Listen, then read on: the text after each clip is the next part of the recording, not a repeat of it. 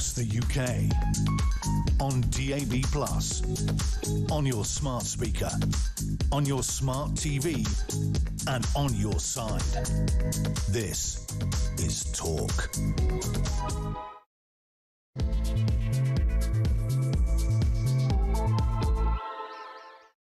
Good morning, welcome to the show. This is Talk. We are the home of common sense. I'm Julia Hartley-Brewer. It's coming up to 3 minutes past 10 o'clock.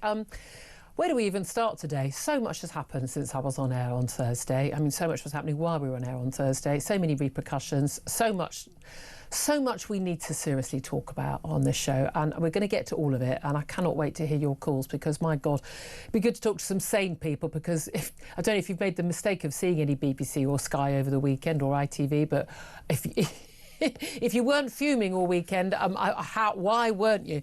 So we are going to be talking about everything where we are right now in this country, and the whole, I think we're done with the looking back with anger thing. I was done with that in around 2016, 2017, probably actually 2005 at 7/7, but maybe the rest of the country took a little bit longer to catch up with me. But anyway, we are done with that, and we're going to talk about action today. So look, whether you are listening on DAB+ radio or on your smart speaker, watching on YouTube or your connected device, thank you so much for your company. Thanks for sticking with us. If you do miss anything of the show, if you missed anything from last week, you can go to my YouTube page. We called it the Julia Hartley-Brewer Show. You hit subscribe, you never have to miss a thing. Coming up in this hour, specifically going to talk about police to get new powers to curb repeat protests. Oh, is this a massive assault on freedom of speech? Well, the thing is, freedom of speech does have some rules around it. This comes after a pro-Palestinian activist ignored pleas not to stage numerous demonstrations, by the way, not just on Saturday, but on Friday and Sunday as well. Protesters chanted anti-Semitic slogans, carried anti-Semitic placards and banners. I mean, swastikas, usually a giveaway, aren't they? Usually a giveaway. Kemi Badenoch has condemned the UK's tolerance of radical Islamism after the Manchester synagogue attack, warning that pro-Pal marches and protests, like shouting things like "globalise the Intifada," do incite hatred against Jews. So is everyone now on the same page on this? Well, all the same people. Meanwhile, it has been revealed that the Manchester synagogue terror attacker Jihad al-Shami was a follower of extremist hate preacher who had described Jews as animals. I know, we're all surprised. Oh, this is on top of the fact that he'd made death threats to an MP and was out on bail for rape. I mean, he was an all-round good guy. We should absolutely have kept him in the country, even if he hasn't now been shot dead by police, eh? Plus, I'm going to talk a bit about the Tory party conference. The Tories have demanded the PM must come clean over the collapse of the China spy case. This comes after it emerged that Jonathan Powell, one of the Prime Minister's closest advisers, told a Whitehall meeting the government could not call China an enemy in court. Apart from the fact that they are an enemy state, aren't they? All that, plenty more besides coming up, including some of the big Tory announcements on no benefits for foreigners. Should have thought of that a few years ago. Weren't you in office for 14 years? Better late than never. Mass deportations, that's good to hear as well. But also they're talking about a rather stupid policy about basically giving young workers who get onto the housing ladder £5,000 back from the national insurance for a deposit. So thereby just simply, as always, just raising house prices once again. What we need is to build more houses. I don't know about you lot, I'm in a right old mood today. I'm genuinely so angry at all of the authorities in this country, so angry at so many of the political parties, so angry at just the police, so angry at so many people, but mostly the people who thought it was appropriate to go and protest, I'm not quite sure what they were protesting, on the streets on Friday, in train stations, stopping people going about their lawful business. Why were they not immediately tear-gassed and dragged out of the station? I do not know why. Protesting, supposedly, outside Downing Street, at Trafalgar Square, you name it, protest after protest around the country. And what were they protesting against? Against Israel. Against Israel. Not one single protest that I saw, and I saw lots of clips online, didn't go to any of those to go and make my point in person because not sure I had the self-control to do that. But at least I know that about myself, eh?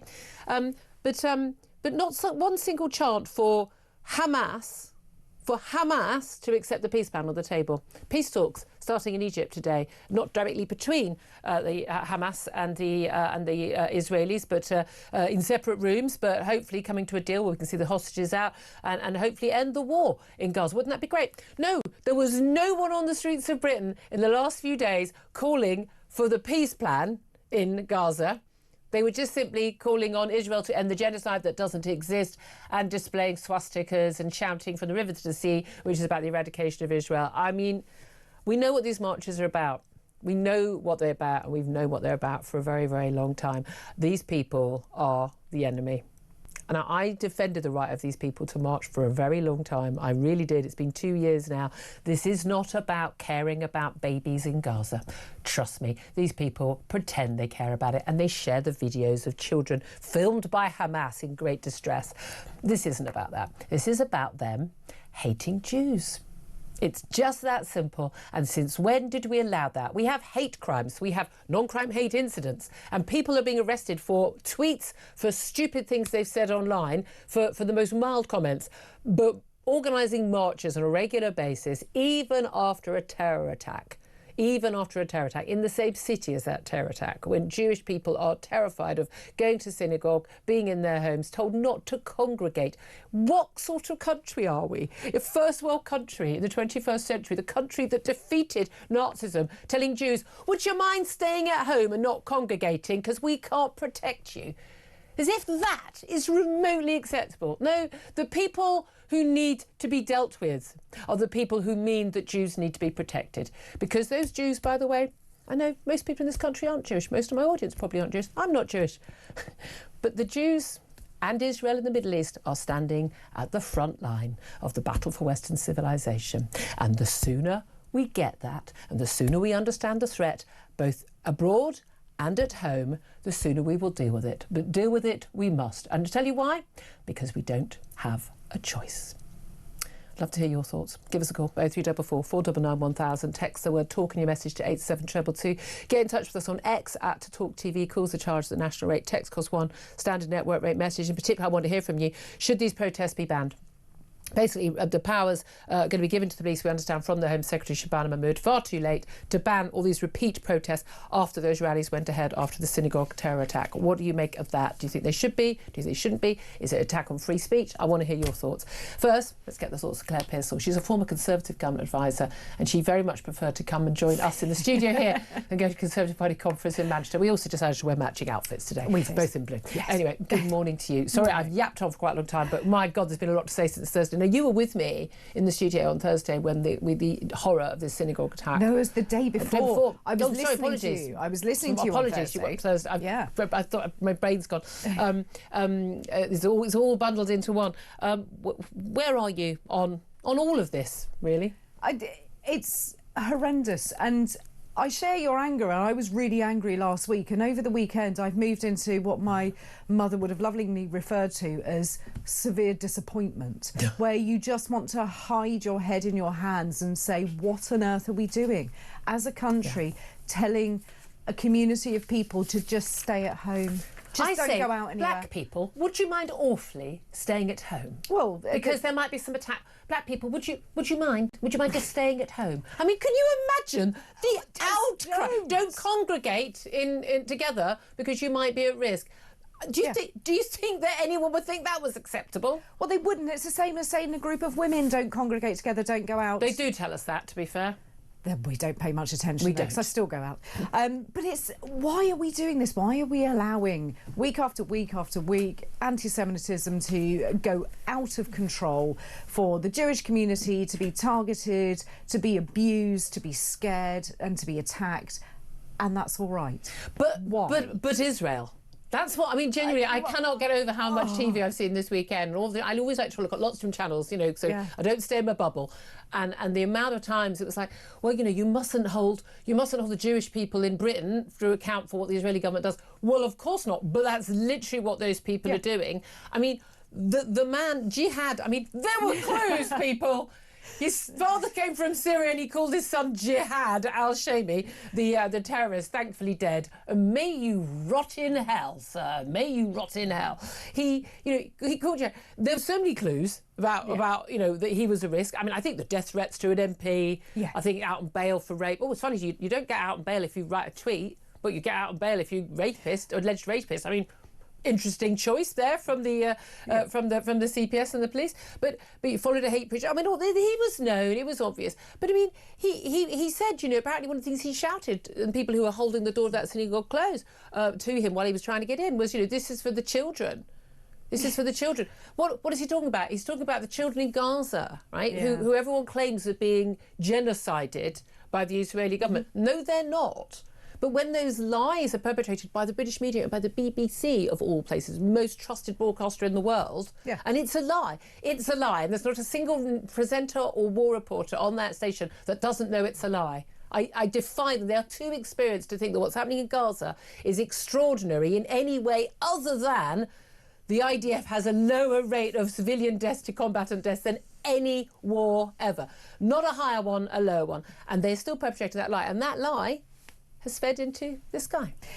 And it has, and you can see the clues were there. When you look at the sort of reports on his past, he started showing an interest in Islam in 2018. But Islamic is extremist Islam. Extreme. So he had not been able to hold down a steady job. He dropped out of university. He was smoking marijuana. He was having an unhealthy interest in online Islamic. I mean, he's literally classic, but not referred to prevent. Absolutely. And now I'm prevent trained. I have to do that as part of my school governor role. So I have been through my prevent training, and that is one of the red flags right at the beginning. This is not an unusual thing to have, and he should have been flagged up. His family should have flagged him up. So should the university for dropping out, because that's another sheer sign of this kind of behaviour. But what do?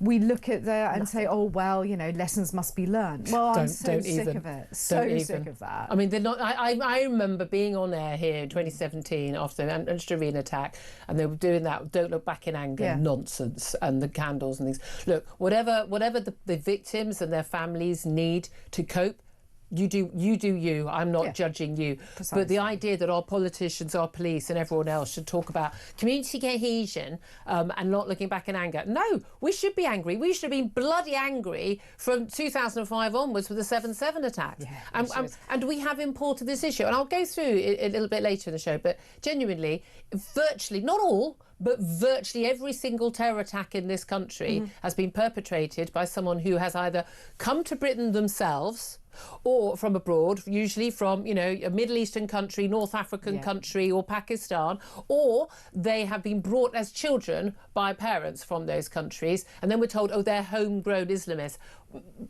Sort of homegrown. I mean, you know, like this guy, Jihad al-Shami, he was British. Brilliant. He was given British nationality at the age of 16. His parents came from Syria. I mean, again, he was called Jihad. Do you know what? I mean, oh, it means struggle, yeah, of course. And the Met Police have told us, haven't they? Oh, jihad. It doesn't mean, you know, holy war against Jews. Of course it doesn't.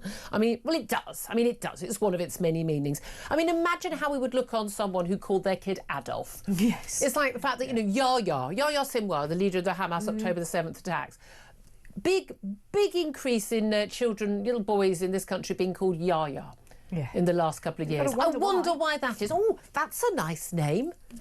That's a nice name. We should call our kid that. There are clues, guys. There are clues. The people on the streets are the clues. You know the people I hate the most of this? Genuinely. It's the Phoebes.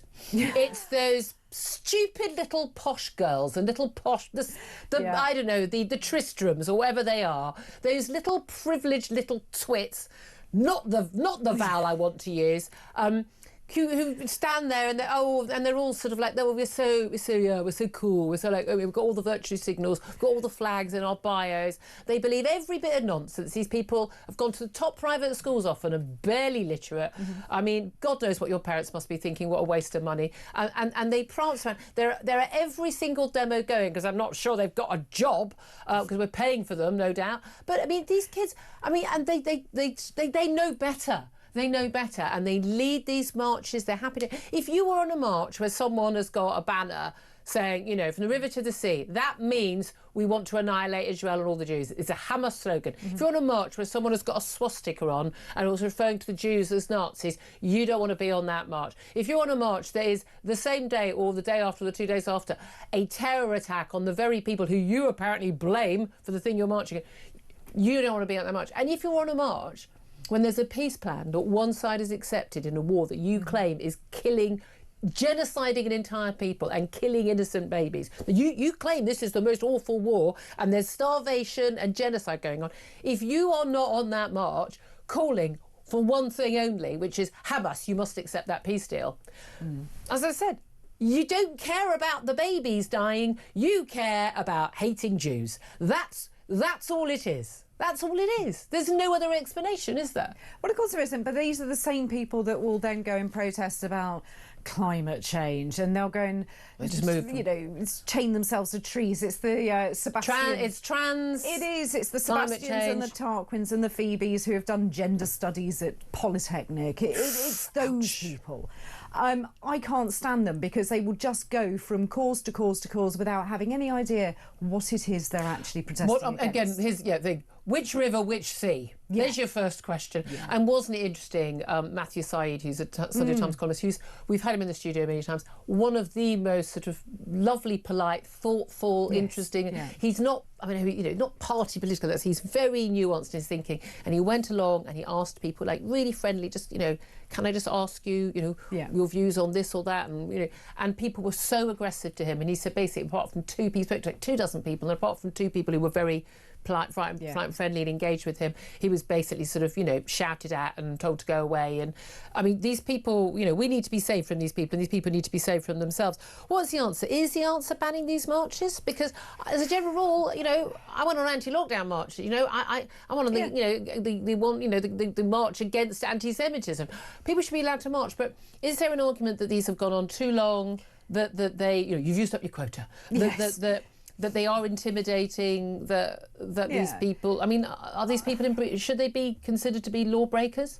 Oh, you see, this is where it's really difficult, because if you'd asked me this last Thursday afternoon, I would have said ban them all, never have another one. But and we shouldn't have knee-jerk legislation. No, we shouldn't, because that's very bad legislation. But I worry that by allowing the government to suggest that they can use all the powers that they have, and they could have stopped these marches over the weekend. They absolutely had the powers to do so. You used to work in the Home Office. Yeah. The idea they don't have the power is nonsense. They have banned marches before. Yeah, they do. But I think that we need to start holding the protest organisers to account, including putting them in prison if there are severe breaches of the law. A lot of them have strong links with Hamas. Yeah, it's a small point worth making. Prescribed terrorist group. Yeah, so that's a. And if you're going to go and have an I Support Palestine Action T-shirt, you know the drill. You want to do that, that's fine. But you're going to get arrested. But enjoy your time in Charing Cross Police Station.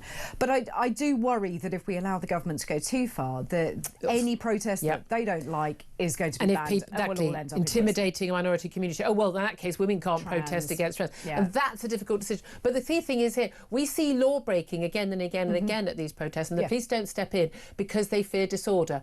When it's a so-called far-right march, when it's, Tommy Robinson and is not, they're there with the riot gear, they're ready to step in. Yeah.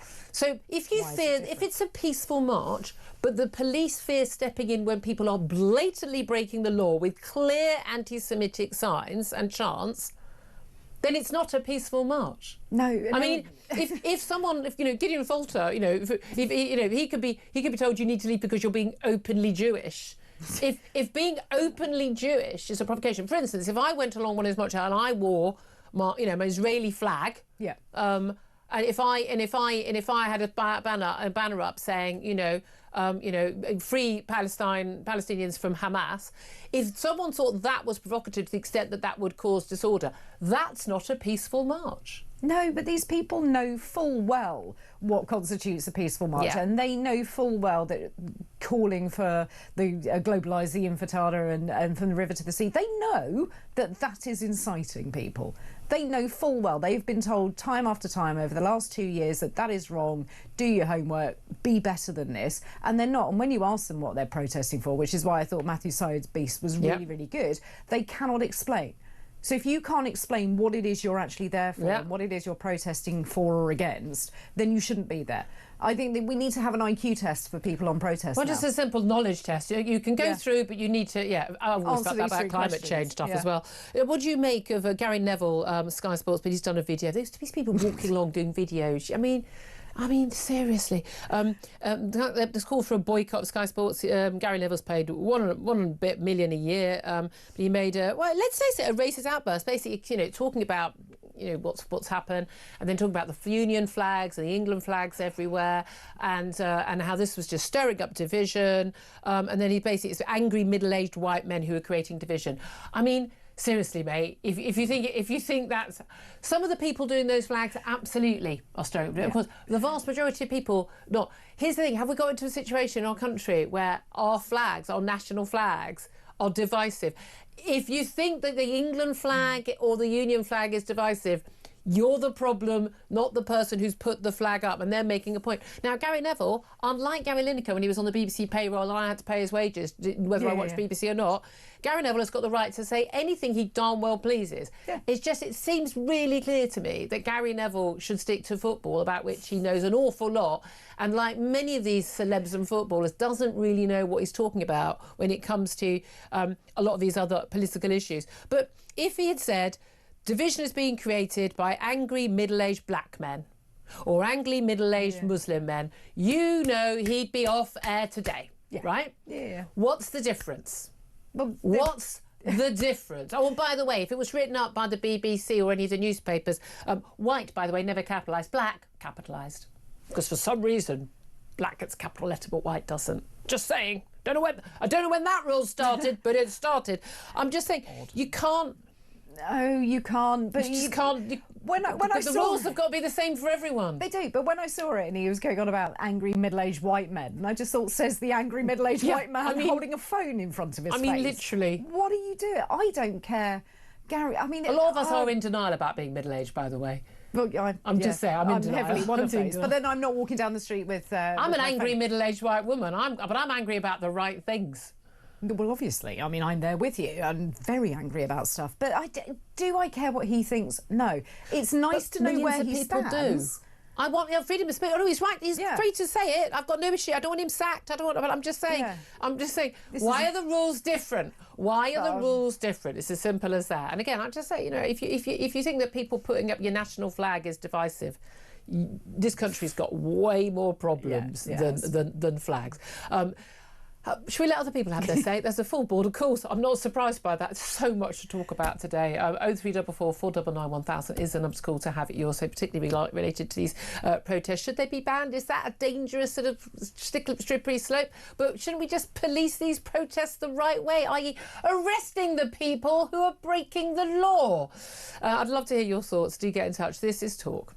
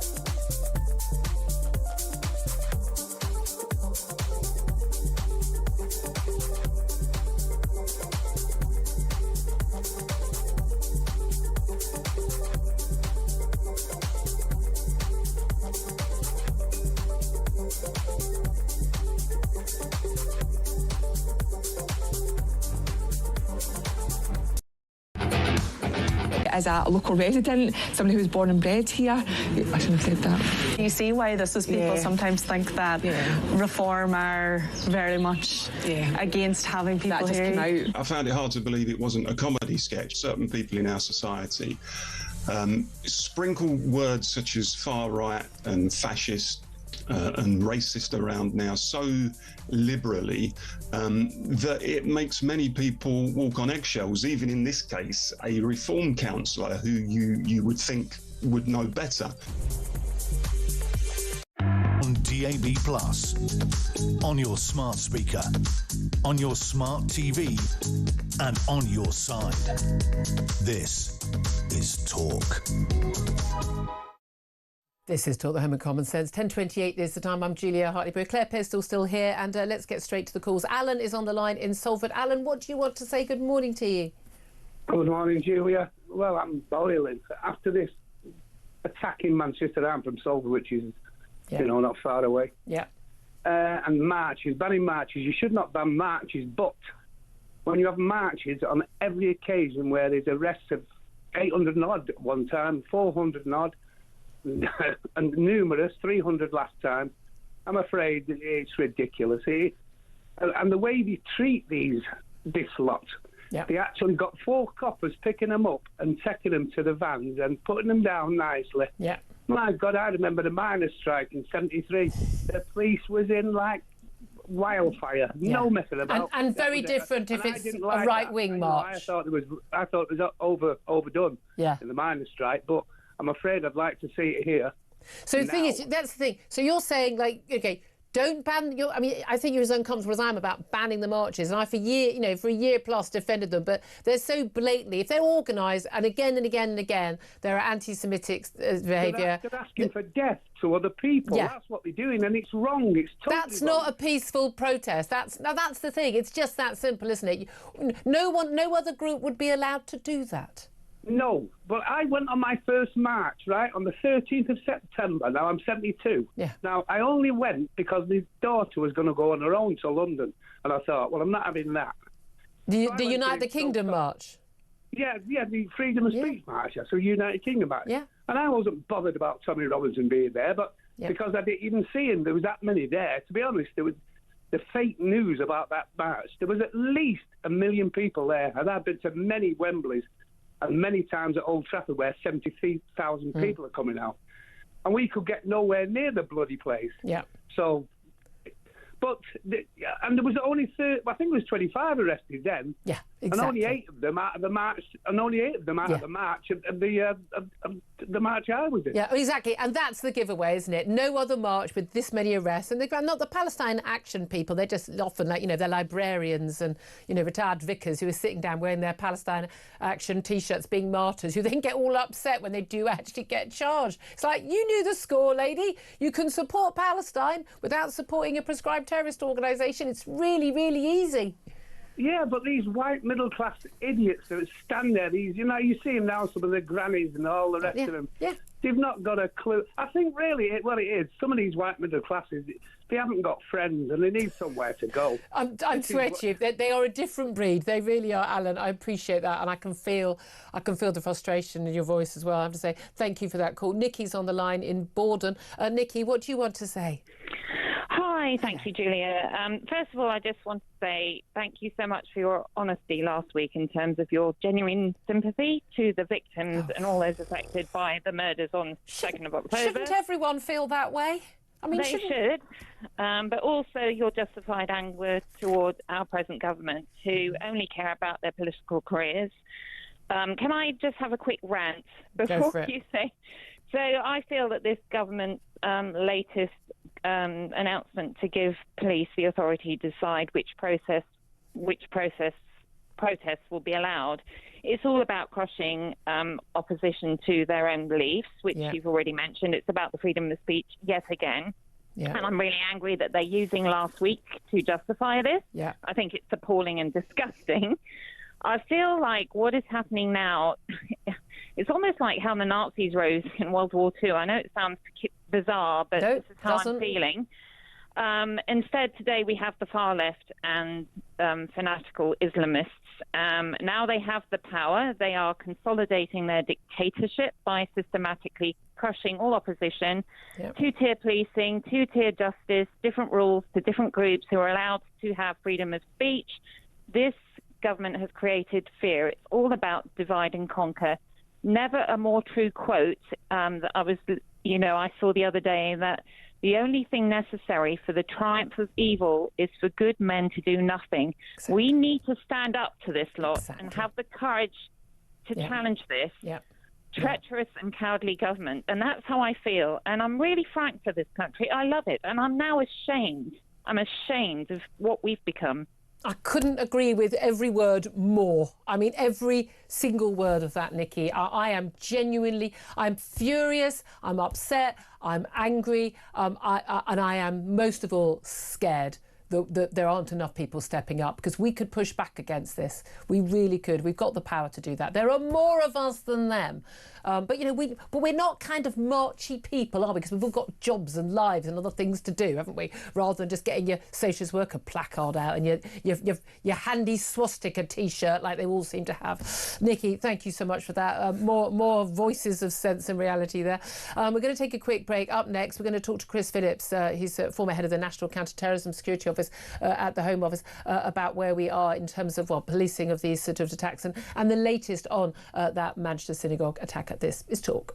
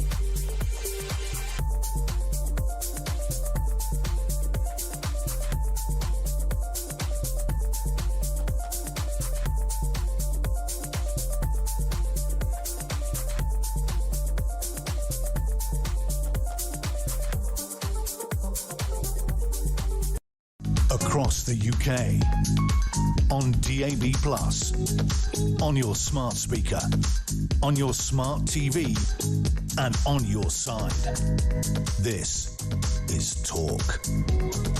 Good morning, welcome back to the show. 10:36 is the time. Do keep your calls coming. We're going to do our best to get to as many of them. I know so many want to have your say. 0344 499 1000 is the number to call. Coming up, we're going to talk to the former Security Minister, Conservative MP Tom Tugendhat, about what is going on with this Chinese spy trial and why does it matter? Why does it matter that it collapsed? That's coming up. First up, though, let's talk to Chris Phillips. He's a former head of the National Counter-Terrorism Security Office and joins us once again. Chris, thank you very much indeed for joining us. We spoke to you, of course, on Thursday while we've seen the immediate aftermath of this terror attack. Can you tell us there's an awful lot of information that's come out about the killer, Jihad al-Shami. Least of all, his name, which is a bit of a concern. Tell us everything we now know about this man. Yeah, well, this man does not appear to have been on the terror watch list, which on its own is a bigger concern than anything, actually. It just goes to show how many people we've got to be concerned about in the UK that he wasn't considered one of the terrorist watch list. But certainly he was a man who lived very close to the location of his attack. And also concerning is that he was arrested quite recently for rape and is currently on bail. Not anymore. Not anymore. That's a good result for mankind, I think. The simple fact is that this is a man who clearly harbored a lot of hysterical worry about the West, and decided to go out and do something very similar, actually, to the attacker on Westminster Bridge back in 2017, where he didn't show up on the government's watch list, but actually was very, very They dangerous. often don't. I mean, or we have people who do. They've been on the list, and they basically, the security sources have said, look, we've got a load of other people who are even more of a risk, so we're not going to be too bothered about this. But I mean, Syrian-born, came with his parents at a young age, British nationality, but he followed a hate preacher who'd called Jews animals. He out on bail for rape. He'd also made direct threats by email identifying himself to his local MP over his support for Israel. And he was reported to the police. The MP got more security.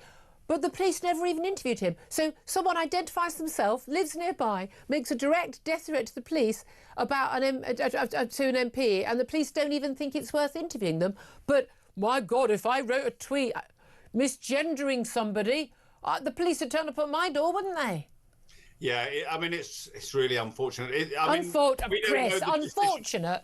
Well, it's worse than that. But the point is, I don't know how much information was relayed to the police and how much. The MP reported it to the police because he had his security stepped up. We just don't know exactly what's gone through, and that will come out in the clearness of time, I think. Yeah. But you're absolutely right. We've got to take these people seriously. We've got to take people that issue threats very seriously. And of course, none of us want to police the social media and stuff, but people like this do need to be stopped. Yeah, and also, again, he was like a cannabis-smoking university dropout. He was controlling and coercive in relationship. Again, police wouldn't know those bits. But, I mean, he literally ticks every box for someone who was likely to possibly be a risk, and his behaviour suggests he was a risk. Now, we've got a lot more detail also about the actual attack itself that's emerged over the weekend. And initially, obviously, we had two people, when I was on air on Thursday, two people who had died, and we had three people who were injured. And then it later emerged that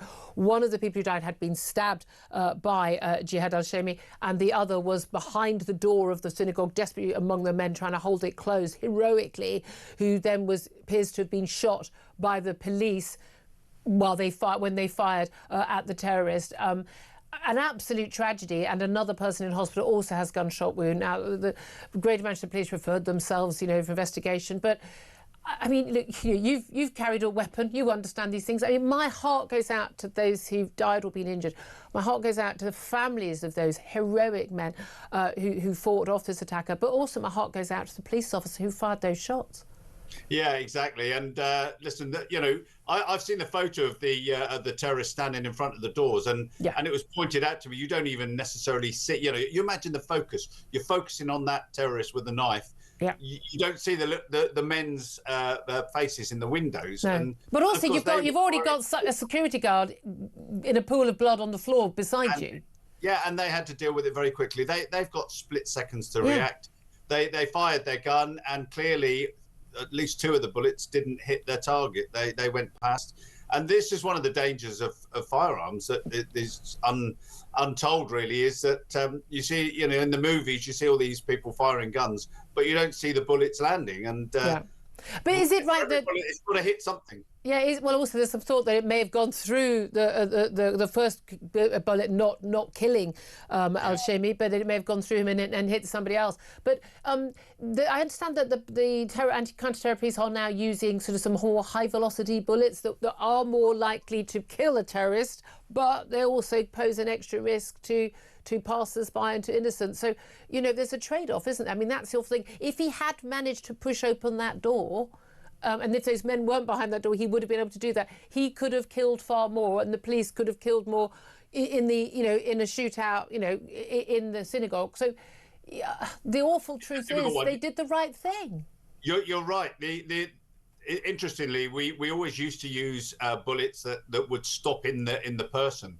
But of course, if you're wearing a bulletproof vest, or as he was wearing something that looked like he was going to explode, they have to kill him immediately, and they need a bullet that's going to take him out. But the payoff for that is if that bullet goes through him or goes through a door, there are going to be people behind that door. And the amazing thing really is that there's been no outcry from the Jewish community about these poor people that were shot by police officers. They knew the situation.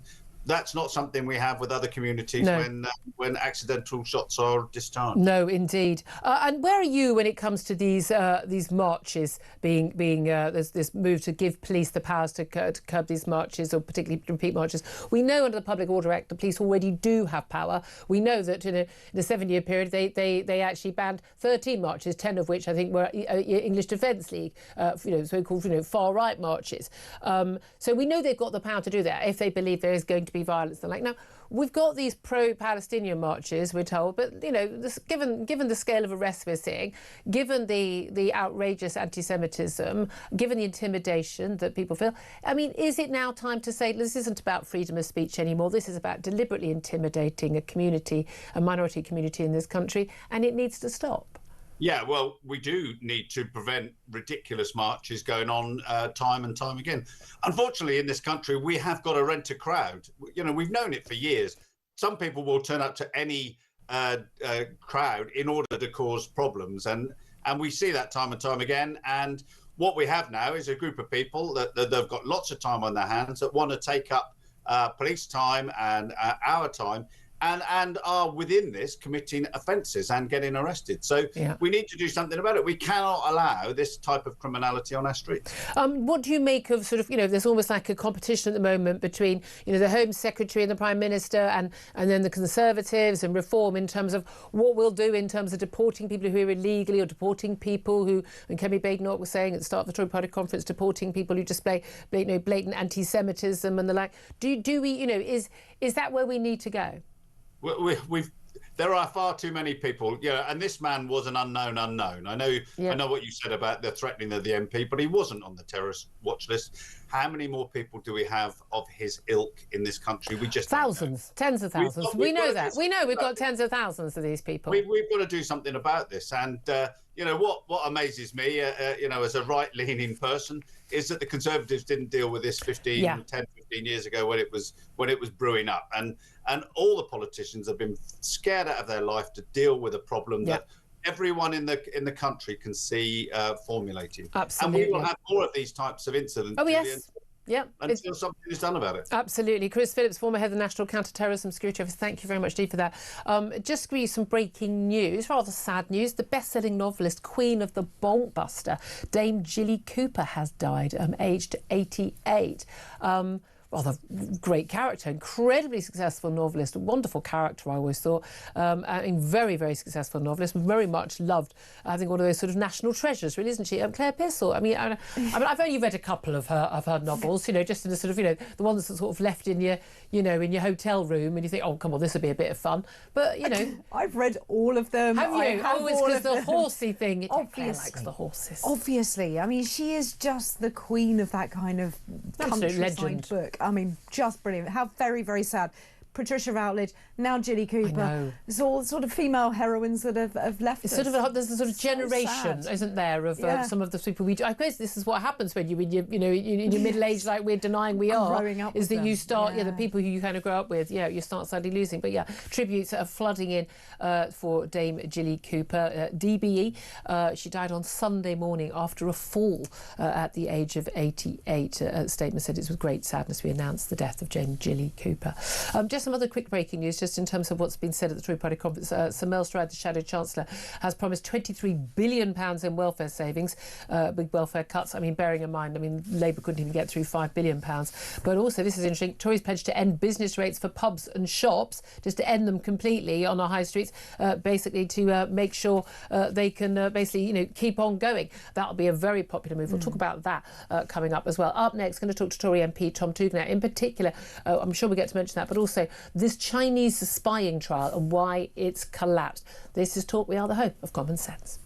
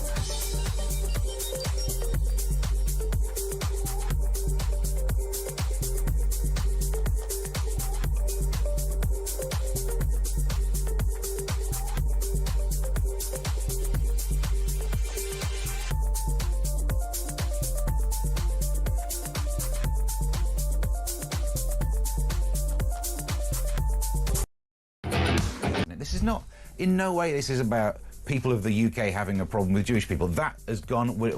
It is a perfect example of an integrated community. Yeah. Exactly. As much as we joked about that before, this is different. The anti-Semitism coming from elsewhere, isn't it? It is coming from people who may have a religious, fundamentally based on a religious belief, taken to the extreme, that has a problem with Jewish people, and it's on these shores. It's in our country, isn't it? That's what we learn. That's what the Canary is telling us.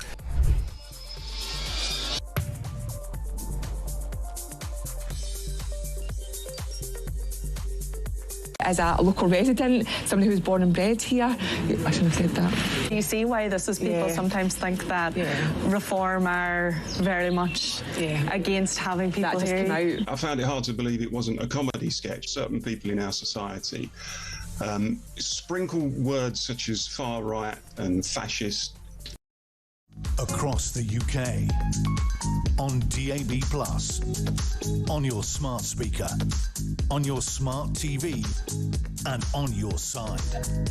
This is Talk. Good morning, welcome back to the show. This is Talk, the home of common sense. Claire Pearsall still with me. I'm Julia Hartley-Brewer, just waiting to talk to the former Security Minister, Tom Tugendhat. Tom, get on your Zoom call, mate. You're late. Right now, though, let's just talk about what has been going on at Tory Party Conference, where you are not. I'm just joyful, always not to be at any party conference. You can have a good time if you drink enough, frankly, but it's a very long, tedious one. The big speech today is Sir Stride, the Conservative Shadow Chancellor. He has pledged to end business rates for pubs and shops. Now, that will have gone down an absolute storm. We know that hospitality and shops really struggling, competing with people, drinking and eating at home because they started doing lockdown, but also people, buying, going, looking at the shops, going lovely, and then going off and buying it on Amazon. And so this is, that is a massive boost to the high street if that's the case. Absolutely, and we need to be looking after our small businesses and the hospitality industry, which we all rely on, and especially when you're looking at people getting into their first job, where do they normally start? In the hospitality sector, or a Saturday job in a shop. That's why we need these people. That's why we need to treat businesses a hell of a lot better, because the benefit it has to a community is enormous. But also, I mean, we were talking to a guest last week, Sacha Lord, who used to be nighttime economy czar, effectively for Manchester. I mean, it's something like a fifth of jobs in this country are in this sector. This is a huge part of our tourism industry as well. People want to come, they're going to go to the pub, good restaurants. This is a really big part of life. Also announced promising £23 billion in welfare savings. Now, this is way more than the pitiful £5 billion that Labour tried and didn't even manage to do. I mean... Will they do it then? Well, I mean, it remains to be seen. Now, bear in mind that I like Mel Stride. I think he's incredibly sensible. But he was also Work and Pension Secretary. Only briefly at the end. But even so, he's been in government for a long time. So why haven't the Conservative Party tackled this previously? And they've been looking at welfare reform and backing away from it. The Labour government are doing exactly the same, and it isn't going to get any better. I applaud him if he can get this through. Oh yeah, that would be great if it could. I mean, there was an element you've got to remember, particularly under Ian Duncan Smith, who's a friend of the show. During the years that he was, Work and Pension Secretary, they massively cut the benefits bill. They massively took the number of people, the workless families. Talking about universal credit, massively derided by Labour at the time. Didn't do anything to change it when they came into office. Perfectly happy, and they never pledged to in any of the elections. So there were big changes. Things were massively improving. I mean, not fast enough, not hard enough, but. Things were improving, and then we had lockdown, and basically let's just put everyone, and not check anyone's, and then suddenly everyone's got anxiety and depression. Got anxiety this morning? Don't want to go to work? Brilliant, we'll just pay you for life not to work. I mean, properly mad stuff. He's also insisted foreign nationals shouldn't be able to claim benefits. First question from the Radio 4 Today programme, well, what about someone who is already on benefits if they're not a national? What are they supposed to do? Are they going to end up in a homeless shelter? What I love is, there was talk about, they could go back home. Well, here's the thing. This is going to blow your tiny little mind, mate. They could get a job.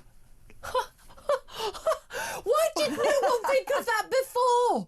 They could get a sodding job like everyone else. The idea you could go to another country and just go and live there and just don't think I'll work. Get a job.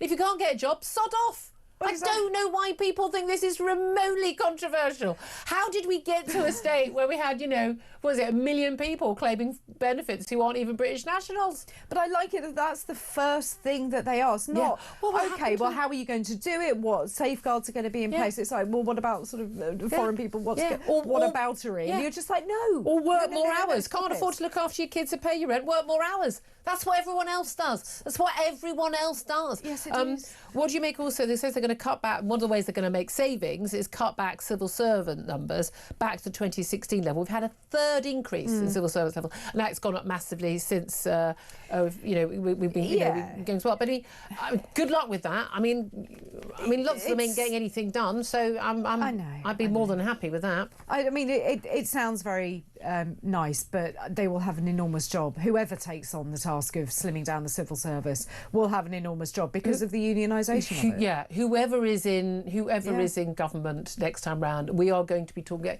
You ain't getting in unless you are talking about Brazil levels type. Yes. We need proper full on. This whole tinkering thing ain't going to fly anymore. It's just not going to fly. Tom Tugendhat apparently is ironically for a former security minister stuck in security. I know. So he's going to be coming on in about 20 minutes, 30 minutes time. So right now, why don't we go to another call? Because there's so many calls on the board. I've been asking you in particular about police getting powers to ban repeat protests after those pro-Palestine rallies. They're not. They're anti-Jew rallies. They went ahead despite the Manchester synagogue terror attack. Just because you're allowed to do something, I'm allowed, for instance, to go and burn a Quran outside a mosque. That actually is legal in this country. Don't want to spend the rest of my life in hiding. B, I don't believe in burning any books. And C, I would never go and burn the book, a religious text that was important to anybody, because you know what? I wasn't brought up that way.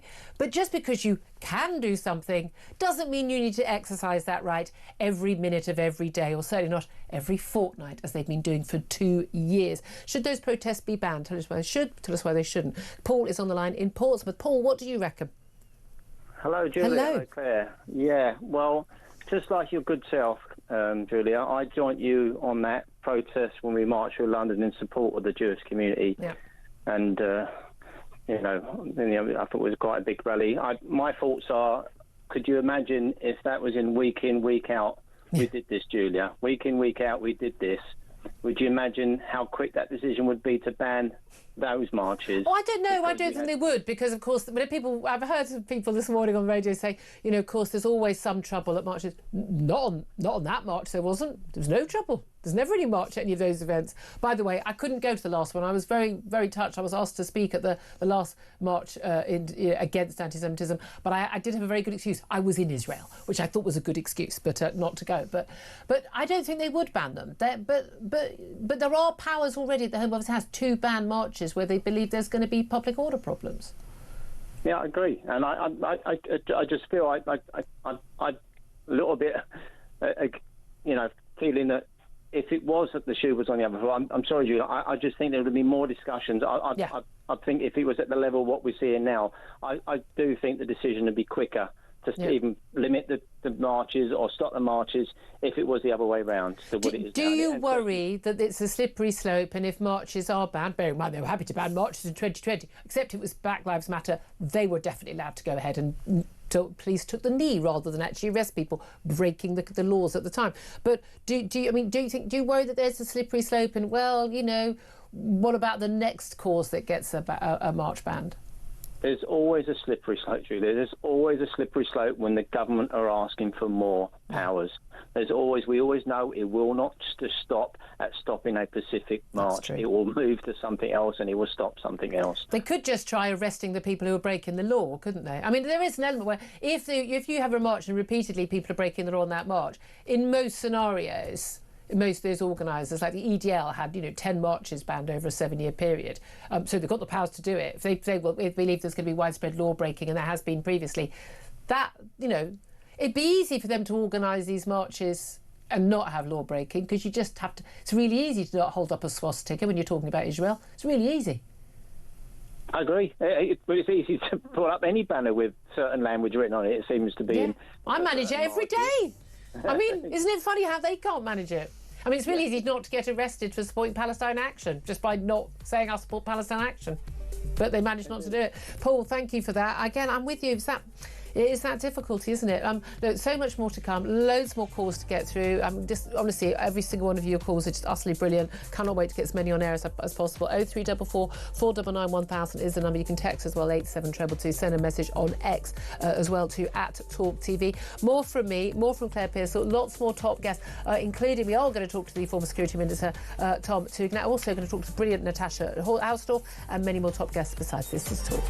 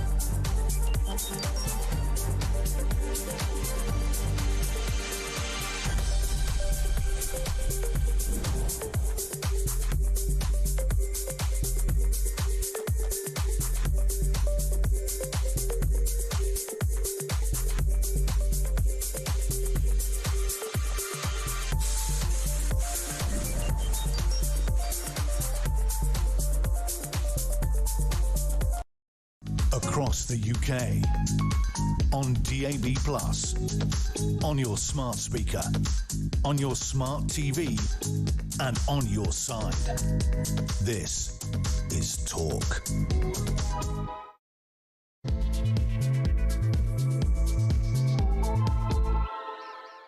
Good morning, welcome back to the show. This is Talk. We are the home of common sense. It's coming up to 3 minutes past 11 o'clock. I'm Julia Hartley-Brewer, and whether you're listening on DAB Plus radio, on your smart speaker, watching on YouTube or your connected device, thank you very much indeed for getting in touch and watching us and getting in touch. Lots of you getting in touch on the phone lines, in particular over, what a surprise, police to get new powers to curb repeat protests. This comes after those pro-Palestinian activists ignored police not to stage demo on Saturday. I mean, they did one on Friday, loads on Friday and on Saturday. There've been numerous demonstrations, protests in train stations, on the streets, Whitehall, Manchester, you name it. Anti-Semitic slogans, anti-Semitic placards and banners, anti-Semitic chants, which river, which sea. Yeah, you want the destruction of Israel, be honest about it.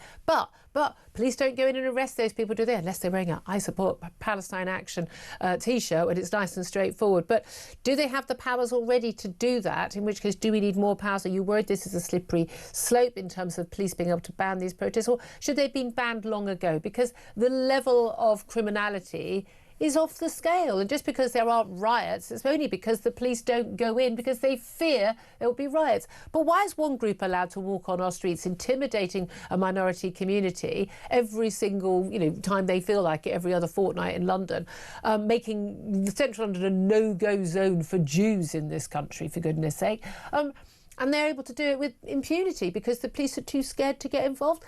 That's not how things should work. I want to hear your thoughts on that. Give us a call, 0344 499 1000. Text the word talk and your message to 87222. Get in touch with us on X at Talk TV. Calls are charged at the national rate. Text costs one standard network rate message. Meanwhile, it has been revealed that the Manchester synagogue terror attacker Jihad al-Shami was a follower of an extremist hate preacher who described Jews as animals. He was also out on bail for rape. His father had celebrated the October 7th attack and called his son Jihad, which may perhaps have been a clue we should have looked at. Plus, President Donald Trump has warned that Hamas will face a major obliteration. Is there a minor obliteration? I don't know if that is the case. If it refuses to give up control of Gaza during those ceasefire talks with Israel, they're taking place as of today in Egypt. Meanwhile, the Tories have demanded the PM comes clean over the collapse of the China spy case. This comes after it emerged that Jonathan Powell, one of the Prime Minister's closest aides, told a Whitehall meeting the government could not call China an enemy in court, which meant that, well, spying for them wasn't a crime. But they would have known that the trial would collapse at that point. And why don't they think China is the enemy? Well, we'll talk about all of that and plenty more besides, including what's been going on at Tory Party conference. And joining me for all the chat is Claire Pissell, former Conservative Government Advisor.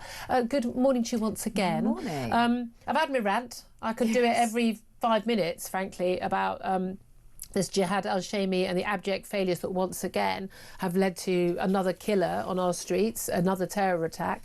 And here we are again. Do you think that it was appropriate for Palestine Action, well, there was some Palestine Action, but the pro-Palestinian marchers, do you think it was appropriate for them to go ahead with protests in train stations? Well, they say protests. I don't think they were protesting. I think they were celebrating both October the 7th, which the anniversary is, second anniversary is tomorrow, but also the attack on the synagogue and 2 Jews being dead at the end of that result of that, and 3 in hospital.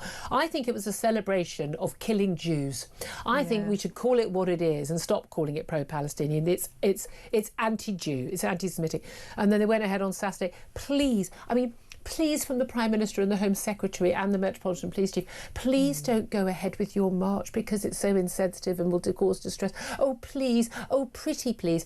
They had the powers to ban those marches. They've already got them. Marches have been banned before.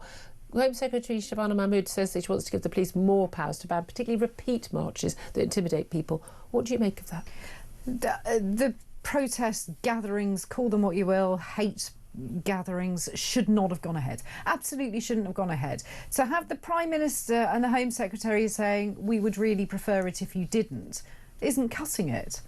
You need to go to the organisers and say, do not do this, otherwise we're going to have you arrested. That's what I would do, but then I'm a little bit more hardline than I think most of the Labour government are. To see them at a train station singing, dancing, flags, swastikas, just with impunity. What is the matter with these people? Also, did you see footage of one guy who, absolute soldier, really, walks through and says, free the hostages, got booed? Yeah, because they don't want this war to be over, do they? No. And this is the thing. Did you hear... I've watched a lot of the footage of people at these places and listened to reports and things. Not one chant of, calling on Hamas or one placard calling on Hamas to accept the peace deal. Right now in Egypt, in Sharm el-Sheikh, there are peace talks right now taking place, not in the same room. Would you want to be in the same room as the people who'd massacred your people? No, the Israelis and Hamas discussing this peace deal. This 20-point plan from Donald Trump. Israel had accepted it. Hamas had said yes, but. And it was a brilliant piece, Substack, written by Andrew Fox, a regular on the show, and that analysing it. And CNN, they've said yes. And of course, it will go around, well, Hamas said yes, but Israel is still bombing Gaza. No, but they haven't agreed to they've agreed to the bits they'd like. Oh, OK, we'll do that prisoner swap. So we'll get some of our mass murdering terrorists who are convicted of crimes against Israel, in literally blowing up bombs on buses, school buses and in cafes. You want those people. The fact that they want those people back is a bit of a giveaway, right? And in return for which we're going to free the 20 hopefully, fingers crossed, still alive hostages held in tunnels for the last 2 years, within 72 hours of a deal being done.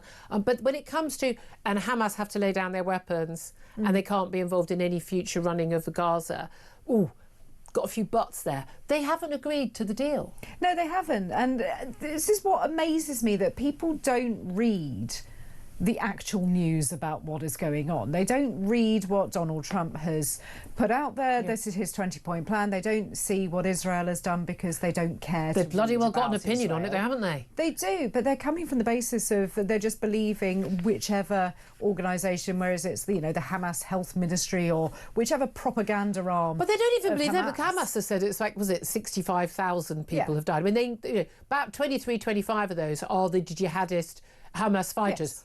Pretty damn pleased. I'd celebrate with champagne every night, knowing every one of those was dead. Others actually there's about 5,000 which have died naturally, and they think quite a few thousand who've been killed by Hamas themselves.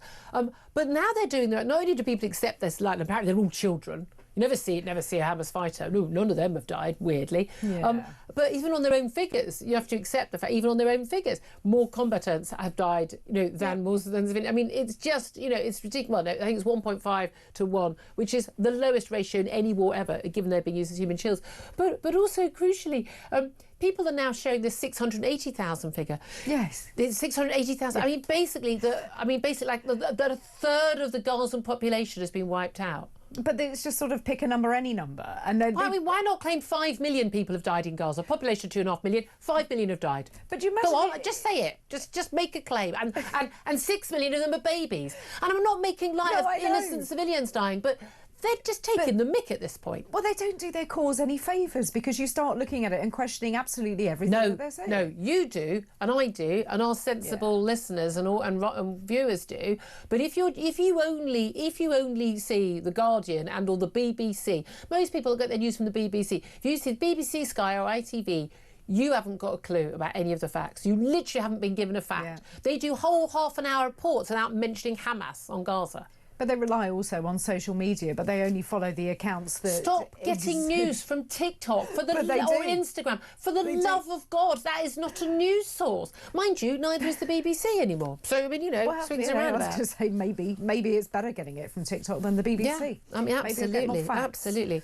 I mean, the key thing is, we're talking about, these marches. I'm less concerned about marches than I am about the people who are inspired by these marches and by the lies on the BBC and Sky and ITV and elsewhere, which say that all these children are dying, and then a man whose father called him Jihad al-Shami basically rams his car into a synagogue and kills people and tries to get in to kill people for the children. He was shouting for the babies, for the children, because he believes the lies that are told by people at the BBC. They have blood on their hands. The cries of genocide from the likes of, David Lammy and, the Deputy Prime Minister.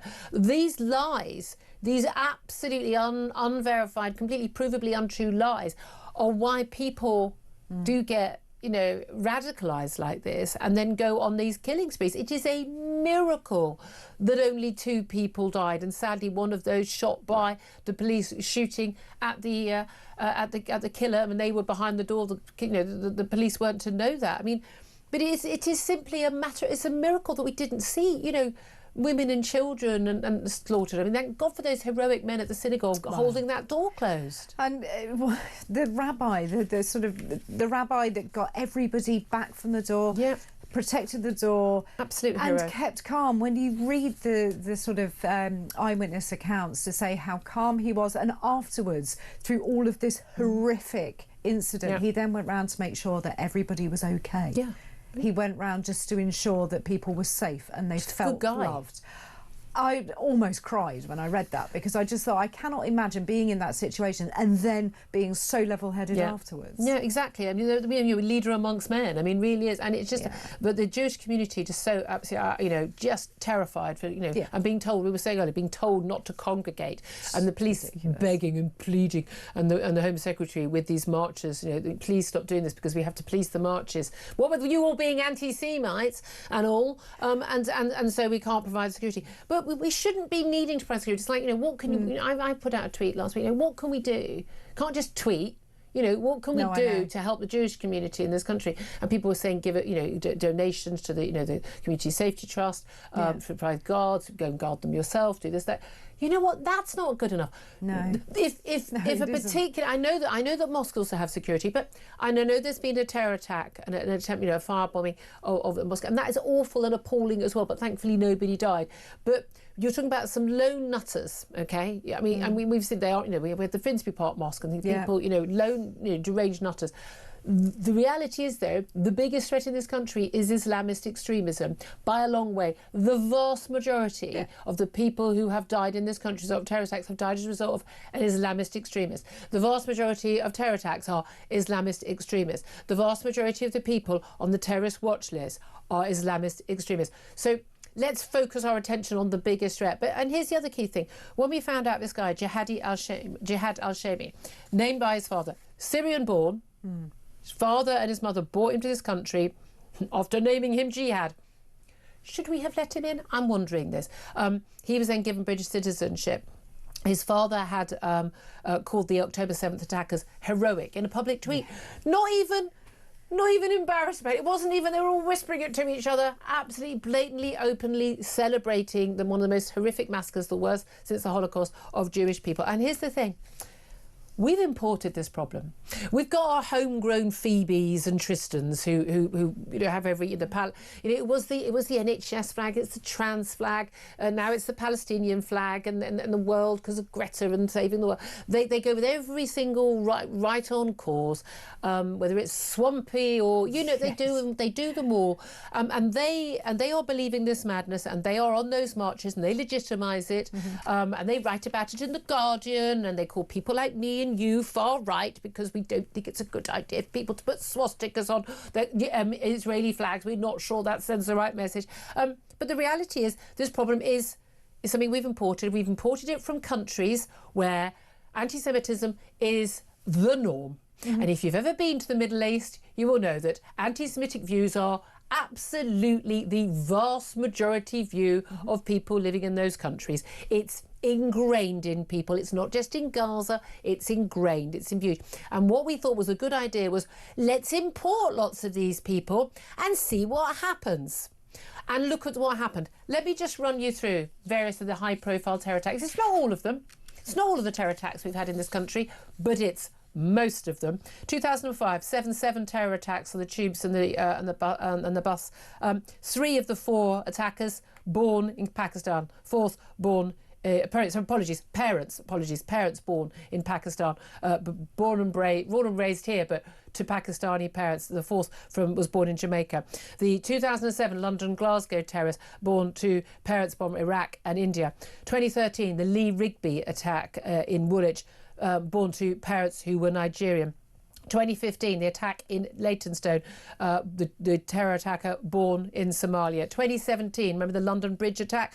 All 3 were born in all 3 were born abroad. 1 in Pakistan, 1 we're not sure, a failed asylum seeker either from Morocco or Libya. It was never established, and 1 Moroccan Italian. The 2017 Manchester Arena attack, the terrorist, a Libyan, parents brought to this country. 2019 London Bridge attack, parents were from Pakistan. 2020 the attack in Streatham, on the streets in Streatham, parents were from Sri Lanka. 2020 the attack in that Reading Park, the terrorist was born in Libya. 2021 the murder of the Tory MP Sir David Amess, the parents were from Somalia. 2021 the Liverpool terrorist attack, he was born in Iraq. And 2025 born abroad in Syria to Syrian parents and brought here. There's a pattern, folks. There's a pattern. We are importing terrorists to this country. We're importing people who have a hatred of our country, of the West, of our civilization, of Jews, but yes, also of Christians and atheists and anyone in the West. And we are importing them, and they are being radicalised, whether it's in the mosque or online or by their parents. Whatever it is, we are importing the problem. I wonder what we think the solution might be to that, because I think that's the territory we're in. Because as we were saying earlier, we're done with looking back, not looking back in anger, because I've been looking back in anger since 2005. I should continue to look back in anger. I would like to look forward with hope. But we're done with lighting candles and singing Kumbaya. It's time for action. I'd love to hear your thoughts. Give us a call. 0344 499 1000 is the number to call. We're going to get to your calls very soon. First up, we're going to take a break. Then we're going to be talking to the former Security Minister, Tom Tugendhat. Wonder what he has to say. This is Talk.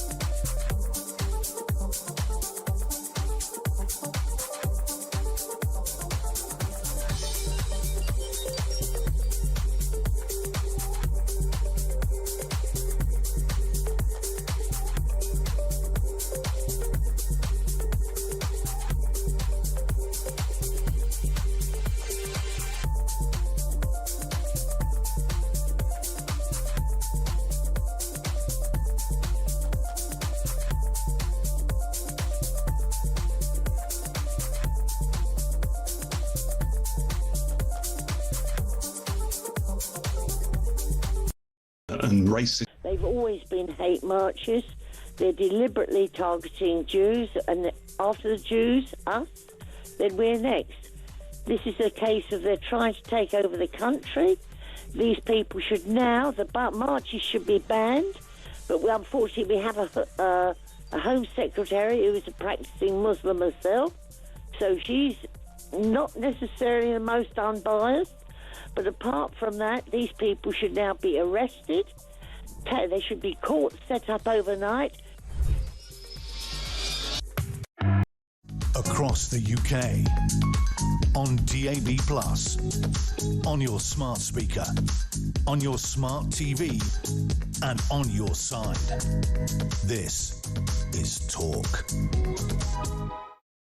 Morning, this is Talk, the Home of Common Sense. 11:22 is the time. Claire Pearsall's still here. We'll get her thoughts on what my next guest has to say. He is Tom Tugendhat, Conservative MP and former Security Minister. Finally got you on, Tom. Thank you for joining us on the show. Julia, I'm sorry I was late. The security lines getting into conference were a lot longer than I expected. As a former security minister, fault, and I do apologise. We will. I'm sure my audience will accept this. Look, I want to just ask you just briefly before I want to talk to you about the China spy case, but I want to talk to you briefly just first of all about the police getting greater powers to ban repeat protests after what we saw a huge number of different demos and protests in that big march on Saturday as well. They call themselves pro-Palestinian. I don't think that is what the march is about. What do you think of those powers? Do we need them? Well, look, I think, frankly, we need to see the police taking the decision to stop incitement to racial hatred being actioned on our streets as under the cover of marching in favour of one cause or another. I mean, I raised this at the time. I think this is something that we've really got to look at. And I wrote, actually, funnily enough, for Jewish News on Sunday about this, saying what the police are doing is they're making a political decision. The decision they're making is that it is better to have a quiet march today and tolerate radicalisation over months and years to come. Well, I don't agree with that decision. That's a political decision. It's not a tactical one. It's not a policing decision. I don't agree with that decision, and so I don't think this is where operational independence of the policing should lie. Well, and that's the issue, isn't it? I've just been reading out, all the list of terror attacks. It's not all of them in the last 20 years, but it's most of them. Islamist terrorists, largely either themselves born abroad, mostly though, their parents born abroad and brought here. We have a problem in this country. Now, we've got the Phoebes and Tristrams going on these marches, doing every left-wing cause, but we've also got an awful lot of people in this country who are properly radicalised, a huge number. I mean, I think it's only a quarter. Was it Henry Jackson Society found last year? Only a quarter of Muslims in this country believe that people were raped and murdered on October the 7th. Whole thing's completely made up. I mean, the evidence is blatantly obvious. Huge number of non-Muslims in this country also believe that, terrifyingly as well. We have a problem. What is the problem, and how do we deal with it? Well, I think we've got a range of issues, actually, and one of them is that there are actually many, many Muslim families in this country who are absolutely terrified of the radicalisation that they see on the streets, because they know that it speaks directly to their kids, and they're keeping their kids safe like you and I do, you know, keeping them away from sort of, you know, horrible influences on the internet or whatever. They're keeping them in nice mosques, nice churches, you know, whatever it happens to be.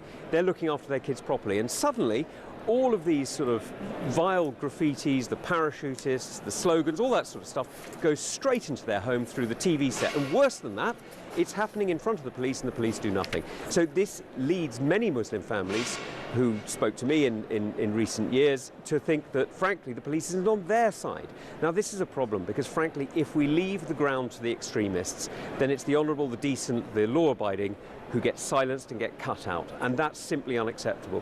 But I'm afraid there's a real problem here as well. You know, we have seen the Muslim Brotherhood spread its wings across the United Kingdom in ways that it has not been allowed to in the United Arab Emirates, in Saudi Arabia, in Jordan, in Egypt, and I can keep going. Now, the problem is the Muslim Brotherhood isn't something you can prescribe. It's not an organisation. It's not like Hamas or Hezbollah. Hamas is basically a Muslim Brotherhood organisation, though, isn't it? It is, yeah, no, exactly. But Muslim, if you think of it, if you want to think of it, the Muslim Brotherhood is like communism. Hamas is like the Communist Party of Great Britain. Do you see what I mean? It's one is an ideology, the other is an organisation, and the Muslim Brotherhood ideology is a huge problem, and it's one that we have to combat. But we have to combat it by getting the Charity Commission the powers that it properly should be using. We need to have organisations like Hamas, but actually there are many others that have a much better reputation than Hamas. I mean, that's not really very hard, is it? But, you know, that seem to be law-abiding, who are sharing this ideology. Now, we wouldn't tolerate fascist ideology. We wouldn't tolerate that kind of hateful ideology. Frankly, we shouldn't tolerate the hammer or sickle either, but that's another matter.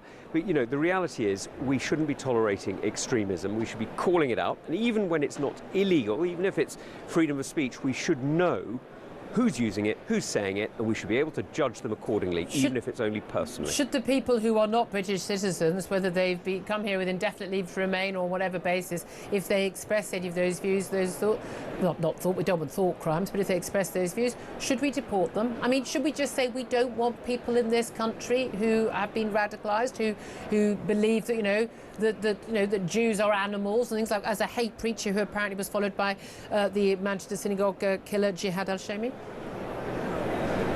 Well, you know what you remind me of, Julia? There was a story, I'm going to get the year wrong, so forgive me, but there was a story a few years ago in the French newspapers about a prefect, so sort of the leader of a French department, who was doing the sort of citizenship ceremony for new French citizens, and a veiled woman refused to shake his hand.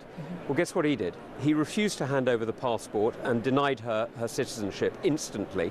It went all the way to the Supreme Court, and you would imagine that the Supreme Court in the UK might do one thing. Well, I can tell you what the Supreme Court in France did. They said that she failed on with not having Republican values, and she was not allowed to be granted citizenship, and that was that. Frankly, if you want to be part of this country, and I think it's a wonderful country, I think it's amazingly tolerant, and by the way, I happen to think it's the greatest country to be of any religion, and talk to Sajid Javid, talk to you know, any number of different people about this. You know, it is a fantastic country. In fact, Shabana Mahmood said it's the greatest country to be a Muslim in. So, you know, this is a fantastic country, but you know what? You need to play your part. Absolutely. Can I talk to you about this Chinese spy trial? I'd be grateful actually if you could explain to audience, because it's utterly bizarre. Two men charged with alleged spying in Parliament on behalf of China, and the trial has collapsed, as far as we can understand, because the government's official documents say that China isn't an enemy state. Now, you've got personal experience dealing with China. Explain to us what has actually happened and why the trial has collapsed. So look, I've just got to be a little careful, Julia, because there's a lot of speculation around here, and quite rightly, people in our country are innocent unless proven guilty, and these two have not been proven guilty, so we have to treat them as they are. Now, they were charged under the Official Secrets Act 1911. Now, that requires you to help an enemy state, not just a foreign state, but an enemy state. Now, I didn't think that was good enough, and that's why when I was Security Minister, I introduced the new National Security Act 2023, but they weren't charged under that because they were arrested before it came into force. So, that required the government to prove that China is an enemy state. Now, I don't know what happened. All I can tell you is that when I was in office, there was no question that the government was going to give evidence saying that. Now, again, I say I don't know what happened, but the CPS, the Crown Prosecution Service, sent me and others a letter saying that the evidential threshold, I can't remember the exact wording of that bit, was, and I quote, no longer met. Now, if it's no longer met, it means it was met before, doesn't it? It means something has changed. Now, what has changed? I don't know. But frankly, the idea that anybody in government would balance our national security against whatever temporary benefit they think they might get out of Beijing, and let's face it, it would be very temporary anyway, is frankly extraordinary. But this is it. There are papers that we kind of reported that basically they believe that Jonathan Powell, the Prime Minister's National Security Advisor, again used to be very senior advisor to Tony Blair when he's in power. You know, all these they bring him back. You know, they put the old band back together, haven't they? And that he advised that actually under the documents that China was not an enemy state, and therefore, you know, as a result of that, this fell. But the argument seems to be that they are trying to, you know, kowtow to the Chinese. We've still got this possibility of this massive Chinese embassy, near the Tower of London, near the city, that could go ahead, and that basically they're desperate to be nice to the Chinese and not upset them. This looks horribly like foreign influence over our courts, to me. I'm sorry, that's what it looks like to me. Well, it doesn't look great, does it? And now, I can't tell you whether the story about Jonathan Powell is true or not. I'm afraid I don't know. All I can say is that story in the Sunday Times read very powerfully. And the other thing that is clear is that there's a bunch of people who simply don't understand what trade is. They all think, like socialists, that trade is some sort of gift that people give you. It's absolute rubbish. People trade with you because they're going to make money. Yep. That's the only reason they do it. The idea that it's some sort of a gift is complete rubbish. You shouldn't be banging down to people for trade. You should be looking for advantage, looking for opportunity, and doing business with the right people and not with the wrong ones. It's as simple as that. Absolutely. Can I just ask you also finally about what's been going on at Tory Party conference? We've got an opening speech from Kemi Badenoch yesterday. A lot of people talking about pressure on her. Of course, pressure on her taken off a little bit by the pressure on Keir Starmer at his. But we've had an announcement from Sir Mel Stride, the Shadow Chancellor, promising £23 billion in welfare savings, cutting the civil service numbers back to the 2016 levels. That would be a third cut. Also pledging to end business rates for pubs and shops, and indeed also saying foreign nationals won't be able to claim benefits. It's quite a raft of policies. A lot of people might go, oh, I agree with that, agree with that, agree with that. Why didn't you all do it when you were in power? Well, look, Julia, I mean, we can write the history books if you like, but the truth is we've got to think about the future. The reality is we got messed up with a whole bunch of different things. You don't need me to tell you about that, Julia. You watched it too. And did we let the country down on that? Of course we did. We know that. We know that. We've got to plan for the future. And the truth is the future demands us to cut costs. Look, I mean, I wish it weren't so, Julia, but you know the truth as well as I do. We are spending like sailors on shore leave. We've now got the biggest welfare budget. We've now got the biggest national expenses that we've had in, ever actually. And we are racking up the debt. And the simple truth is we have now got taxes so high that our tax take is going to be falling over coming years. People are leaving to, you know, the United Arab Emirates, to Italy, to Portugal, to Australia, wherever it is. And those are the taxpayers. We are going to be in real trouble in a year or two because of the decisions that Labour has made and Rachel Reeves has made to tax us all more. And what that's going to do is leave an even bigger hole. You don't need me to tell you that. You know exactly what it is. We need to bring down the cost of spending. Tell you why. Because a country is like a family. If you spend too much, you end up in debt to outsiders. Really good to get to speak to you. Tom Tugendhat, Conservative MP, former Security Minister, thank you for that. And Claire Pistol, who's a former Conservative Government Advisor and grateful not to be at Party Conference. Very noisy it was too. Yes. What do you make of what you had to say, whichever you want to come back on?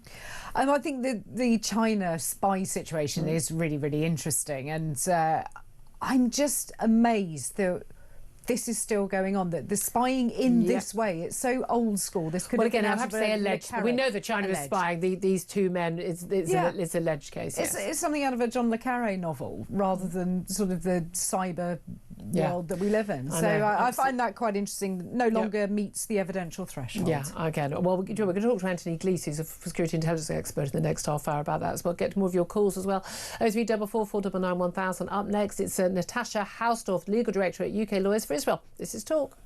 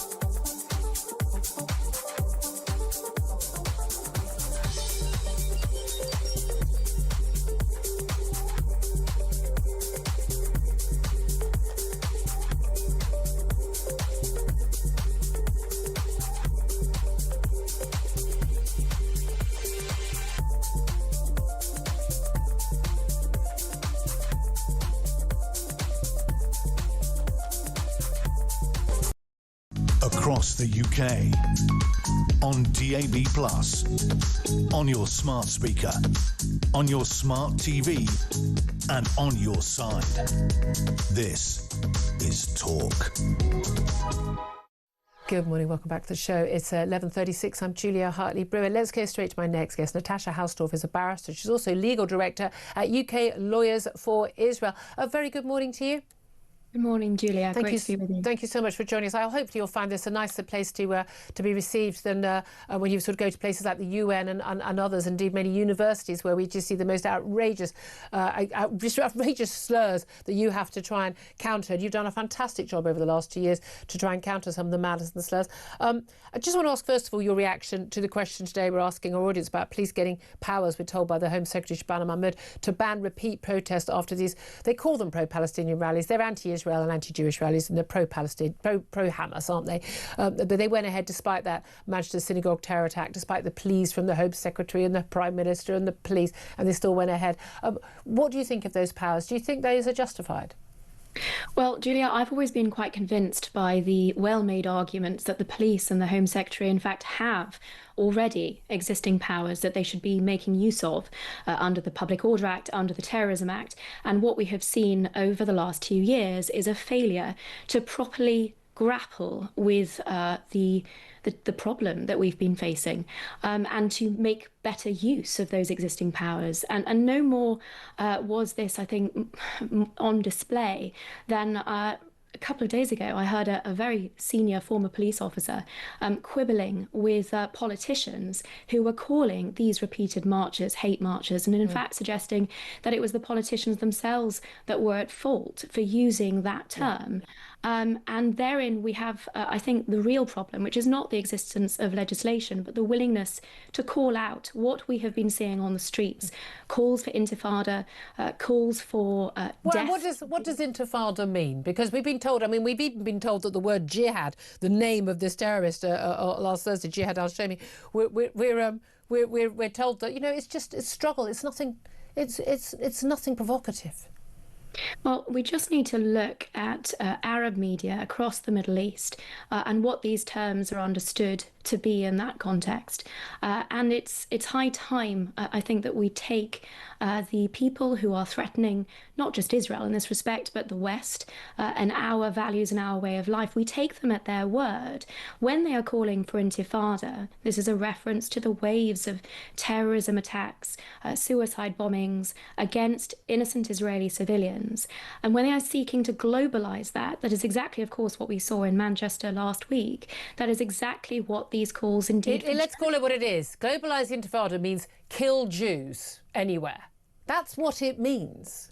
And I would actually suggest that those chanting it have a desire to widen that. So it's not just Jews anymore, but all of those that do not subscribe to their particular Well, worldview. I'm apparently a supporter of what's called the Zionist identity. I was saying the phrase Zionist identity is always one of the giveaways on social media, and proud to be so. I mean, I think they think it's an insult. I'm really not sure why they think it's an insult. Have you felt intimidated? We've seen so many people speaking so powerfully in the last few days, and frankly for the last 2 years, about how intimidated they feel by this. And when we have people marching on the streets every fortnight, we had people, let's be honest, celebrating. They were out celebrating, even on Thursday night and on Friday and on Saturday, again and again. Whitehall, in Manchester itself. The festival feel of some of these apparently very concerned protests about babies dying in Palestine, where they think still it actually exists. There was a festival feel. They were celebrating Jews being murdered, weren't they? And I can entirely understand why the Jewish community in the UK and elsewhere around the world feels intimidated in this context. But I think it's extremely important, and thank you for your kind words in the introduction. I go, Julia, where I'm needed, and wherever the truth really needs to be told, be it at the United Nations or on university campuses or on media, when it will have me. And I think it's utterly critical that more people feel confident enough, armed with the facts, and armed with a proper understanding of the law, which is of course central to so many misrepresentations that we also hear parroted on these hate marches. So many more people need to feel empowered to speak up and not to be intimidated by this falsification of fact, but also the false sense of indignation and even sympathy that we have seen. Because if these people truly cared about Palestinian civilians, they would be holding those accountable who are truly responsible for this continued suffering, Hamas, and they would also acknowledge that by their very actions coming out week after week to provide support and succor to internationally prescribed terrorist organizations, that they are dragging out this conflict and they are increasing the suffering of Palestinians thereby. And this is reality. I've never seen any of these marches ever, or any of the people making this case on social media. My God, I don't know whether any of these people have actually got jobs. They spend so much time on social media. And they seem to always manage to make their case without at any point suggesting that Hamas should release the hostages, should lay down their own weapons, stop using Palestinian people, particularly innocent babies and children, as human shields. Also, crucially, I haven't heard a single call for Hamas to sign up to this Trump peace plan. Now, we know in Egypt right now, in Sharm el-Sheikh, there must be good, I've been there many times, but I don't know, there must be good golf courses there because Steve Witkoff, the president's envoy, has been sent there, his golf buddy, and envoy for everything. But we've got in different rooms, they're not making the same rooms, Hamas leadership and Egyptian, apologies, and Israeli leadership, and they're discussing this 20-point plan. Now, we know it was first announced by Donald Trump last week with Benjamin Netanyahu, the Israeli Prime Minister, and he had accepted this 20-point plan. Hamas, at the end of last week, put out a statement saying they did accept the plan. All the reports, CNN saying yes, they accept, but it's a yes, but the but is so big they haven't accepted the plan, have they? Tell us what they've agreed to, what they haven't agreed to, as far as we know. The major sticking point in terms of what's been publicised is ultimately their continued control of the Gaza Strip and the demilitarisation of Gaza, the dismantling of Hamas itself. It seems, in principle, that they have subscribed to the release of all hostages, although it's important to note that Trump's deadline was, in fact, for the acceptance of this deal by 6 p.m. US time yesterday. And Hamas clearly haven't done that, despite being being threatened with obliteration by Trump if they didn't sign on to, accept and agree to those terms. So unfortunately, we are seeing, as we have over the last 2 years, the goalpost shifting, the deadlines being moved back. But perhaps we can be, cautiously optimistic that this current set of circumstances has come about. Again, there's a pattern here which we would do well to learn from, through the Israeli military applying unrelenting pressure to the remaining Hamas terrorists, this time in Gaza City. Despite the rhetoric of the international community seeking to encourage Hamas, and we've seen time and time again where support for Hamas and the recognition of a Palestinian state and rewards to Hamas for their bloody activities on the 7th of October, the atrocities, the genocide that they committed, that has encouraged Hamas to renew its intransigence, to back away from negotiations in the past. And on the flip side of that, we have the military pressure that Israel has been applying, which seems to have, again, brought them to the negotiating table. But it's important to stress that they are now seeking to negotiate and to push back and to delay the release of these hostages. 48 remaining hostages for 2 years tomorrow. 20 still believed to be alive. But of course, again, apparently it's been claimed they don't actually have access to, they've been taken by various other jihadist groups. Find them. Of course, by the way, these people will be released in return, innocent people taken captive 2 years ago from homes and elsewhere. And they're going to be released in return for hundreds of prisoners, some of whom are mass murdering terrorists themselves, who for some reason Hamas want back. Do you think this time we are going to get to deal? We know there's a lot of pressure on Netanyahu. We know that Donald Trump is desperate to be the peacemaker at any cost. He said he would back Netanyahu, and it's like, okay, if Hamas don't come to the end, but you should say they didn't sign up full stop onto this deal by that time yesterday, and all those deadlines kept being moved, didn't it? That actually, all hell would break loose, and Israel would have free reign. But at the end of the day, we've once again got a situation where Hamas are given credit for pretending to agree to a deal, and Israel is being attacked for continuing to attack in Gaza City. And as always, whatever the outcome, Israel will be blamed and Hamas somehow get away scot-free. That is what keeps happening. And it keeps happening not just with the idiots who get their news from TikTok and on the pro-Palestinian marches, but it's happening on Sky and ITV and, crucially, on the BBC. They accept this. They push this stuff. They push this line in their reporting with experienced, long-in-the-tooth war reporters pushing this line. So a couple of things on that. I think the pressure that Trump is applying on Hamas this week is clearly in light of what is happening on Friday, which is the Nobel Prize Committee will be awarding the Peace Prize on the 10th of October, I think at 11 a.m. Central European time. And so this week is crunch time to have something set down on paper for the President of the United States. But you're absolutely right in terms of the role that the media has been playing here. And I include the media. I should have earlier when I spoke about politicians around the world encouraging Hamas intransigence and rewarding their terror activities. The fact that the media have served, not just over the past 2 years, many years prior to that, but the last 2 years it's really reached fever pitch, as a mouthpiece for Hamas propaganda, to the extent that journalists are pretty open about the fact that they won't report the truth for fear of not being able to continue their operations in the Middle East, that they therefore subscribe to the censorship that internationally prescribed terrorist organizations like Hamas, like Hezbollah in Lebanon, put on them, the constraints that they put on them, and that they only report within those tramlines. So much for journalistic integrity, but you're absolutely right that is a key factor, not just in the continuation of this war, which, let's face it, should have ended years ago, but also in the climate that we are experiencing in this country. The spike in anti-Semitism is undeniably fueled by the information war that the media have so gladly participated in. And that is something that there has to be accountability for. Oh, absolutely. Well, apparently I'm going to be taken to The Hague for war crimes. I'm happy to be tried, but there we are. Natasha Hausdorff, a barrister, legal director at UK Lawyers for Israel. Thank you very much. Claire Pissell. Really interesting with President Trump and his deadline.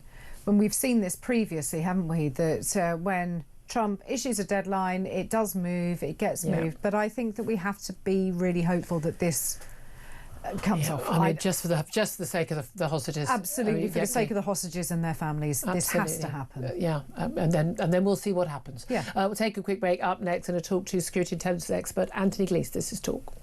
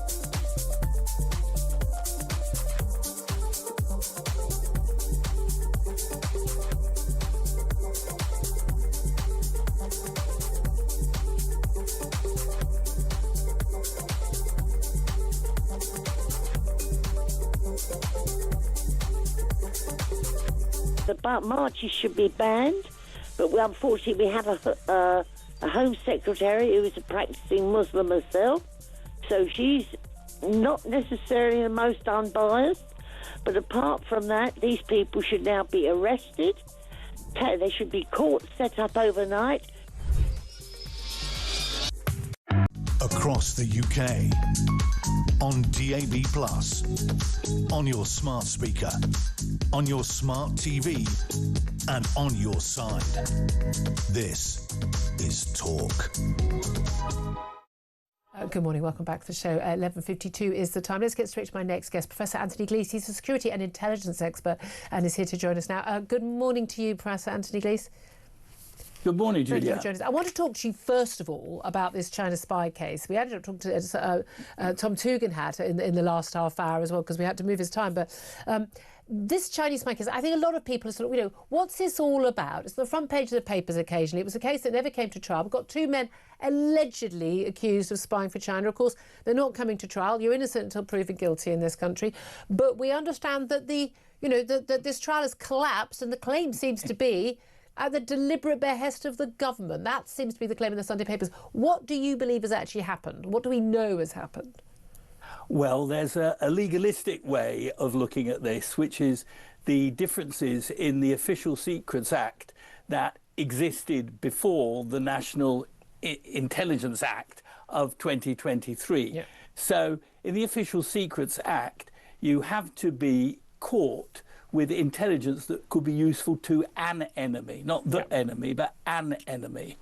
And if this were to happen today, that distinction wouldn't arise because there is a discrete offence of having information which you pass to a foreign intelligence agency. Yeah. So if you're spying for, let's say, China, you will be in contact with Chinese intelligence, and therefore you are working for a foreign intelligence agency. I mean, frankly, I don't want someone passing intelligence they're not supposed to pass to France. I mean, you know, but the specifics of that law, and these two men who were allegedly accused of this crime were charged with a crime which it had to be an enemy state. And we understand from talking to Tom Tugendhat and reading the reports that the government basically came forward and said that this case no longer meets the evidence threshold, but suggesting that at one point it did, and now it doesn't. I think that's a load of old cobblers. Oh, yeah. And we should never forget that when we're dealing with spooks and spookery,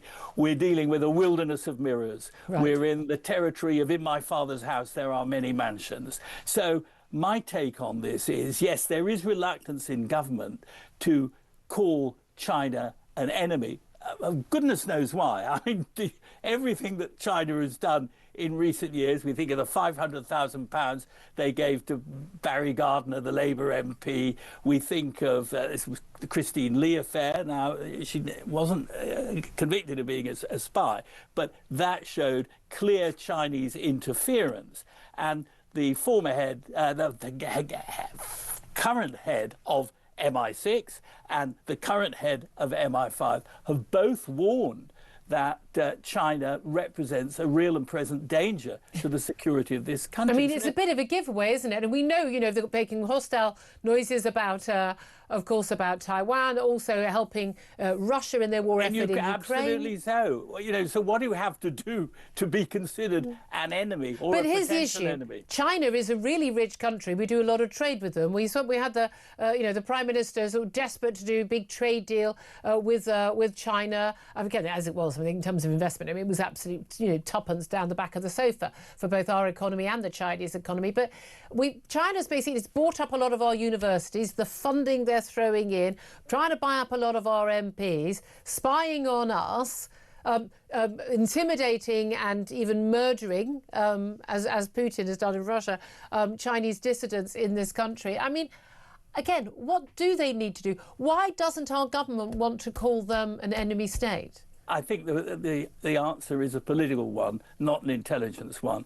I think our spooks are making us aware that China is a real threat to us here in the UK, both domestically and on the international front, but that economic growth and the drive for economic growth to fund our government's programme is so vital that we have to turn a blind eye to what the government would consider indiscretions on the part of Chinese. And there's still some talk about this Chinese super embassy being built right near the Tower of London. Well, that's a disgrace on the routes over cables which go to the city. I mean, everyone who's got half a brain has said this is an absolute madness, and yet the government has sort of called in the planning decision to go, oh, maybe we will, maybe we won't. And there's reports at the weekend that the Chinese had basically cut off the water and electricity to Britain's embassy in Beijing. It would be the largest embassy in China anywhere, probably in the world, but certainly in Europe, and it would become the headquarters of Chinese intelligence work throughout Europe. So it is complete and utter madness, and because it is complete and utter madness, they don't want the opportunity to interrogate, for the Parliament to interrogate the decision that they've taken. That's always a sign of weakness.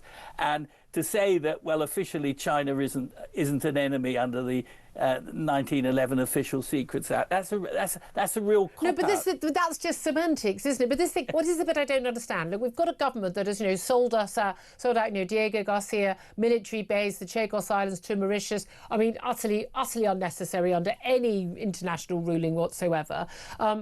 Basically, for want of a better expression, kowtowing to the Chinese on this, whether it's over the embassy, whether it's over you know, this particular alleged spy case.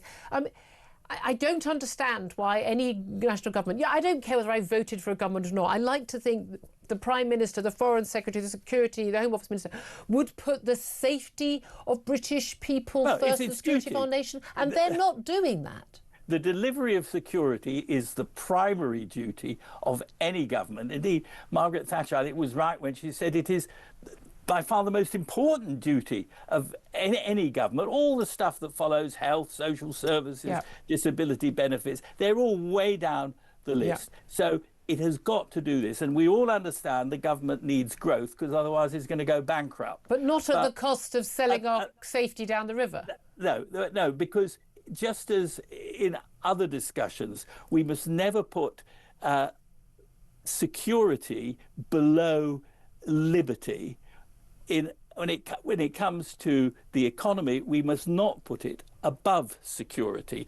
We need security, we need a good economy, we need liberty, but we also need to secure our freedoms from those people who are undermining it all the time. Absolutely. Professor Anthony Lee, security intelligence expert, thank you so much for joining us. Claire Pizzle, it is astonishing. This is kind of almost treasonous, treacherous levels of behaviour by this government. I really do believe that. Yeah, it really is. That's why they need to go. We need to get them out. Well, we know going to get them out. I know, but I really struggle. I mean, I'm sorry, but Jonathan Powell, who was an advisor to Blair, he's a clever guy. He really knows his stuff. I'm genuinely scared that they are making decisions like this, worrying about a possible trade deal we're never going to have, and putting that over our security of our country. It's terrifying. I'd love to hear your thoughts on that. Plenty more besides. Brendan O'Neill up next. More of your calls. This is Talk Home and Common Sense.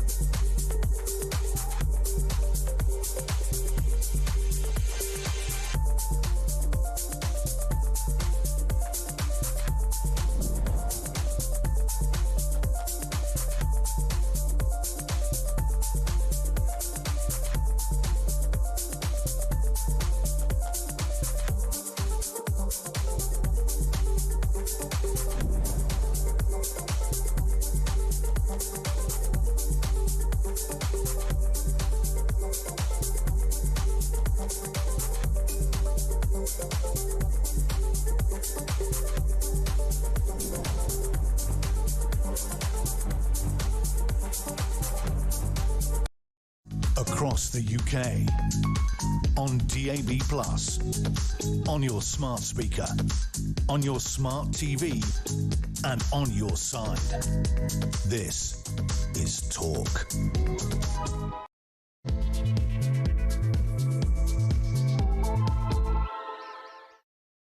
Good afternoon, welcome back to the show. This is Talk, the Home of Common Sense with me, Julia Hartley-Brewer. Thank you very much indeed for joining me. Whether you're listening on DB Plus Radio, on your smart speaker, watching on YouTube, or your connected device, it is fantastic to have your company. Lots of you getting in touch. I've got a load of stuff to talk about at the top of this hour, but I'm just going to go straight to the questions so we can get as much many of your calls on air. Because police said to get powers to ban repeat protests after pro-Palestine rallies. They're not pro-Palestine rallies, they're pro-Hamas, anti-Jewish rallies. Let's call them what they are. They went ahead. Friday, Saturdays. Thursday. They couldn't stop having rallies and protests, could they? All sodding weekend, and they looked remarkably happy. I wonder why they were happy after 2 people had been murdered in a synagogue attack on Thursday.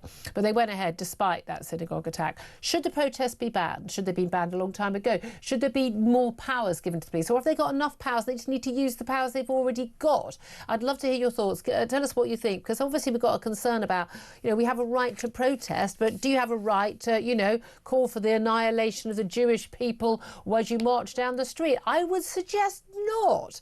I'd love to hear your thoughts. So 3444 499 1000. Text the word talk in your message to 87222. Get in touch with us on X at Talk TV. Calls to charge the national rate. Text cost £1. Standard network rate message. Before we go to our first guest of this hour, Claire Pistol's still with me, former Conservative Government Advisor. We've been focusing on this, but it is interesting, the conversation we've just been having with Professor Anthony Gleeson about this Chinese, alleged spy trial collapsing. It is interesting how many people people who seriously know their stuff on security are saying that is far more significant in terms of what is going on in terms of our government's relationship with China than is what's going on. And here's the thing: we've got a government who have sold us down the river, and British taxpayers and our security by basically handing over the Chagos Islands. Not back to Mauritius. They never owned them, just giving them away. Here you go, we'll pay you a load of money. And China having influence there on the Mauritian government and benefiting. We've got them, collapsing a trial. It does appear into a Chinese spy trial, possibly likely to approve this big Chinese embassy, the super embassy. But yes, I mean, let's make sure that we can really improve our economy by making sure we are the Chinese spying capital of the West. Brilliant. That seems like a good idea. We've got them selling to Israel, the only democratic state in the Middle East, and the only Jewish state in the world. 22 in the Arab world alone. We've got them being sold out to Hamas and to Palestinian Authority, Fatah, in recognition of a Palestinian state. This is a government that is not on the side of either the British people or British security, which should pretty much be the same thing.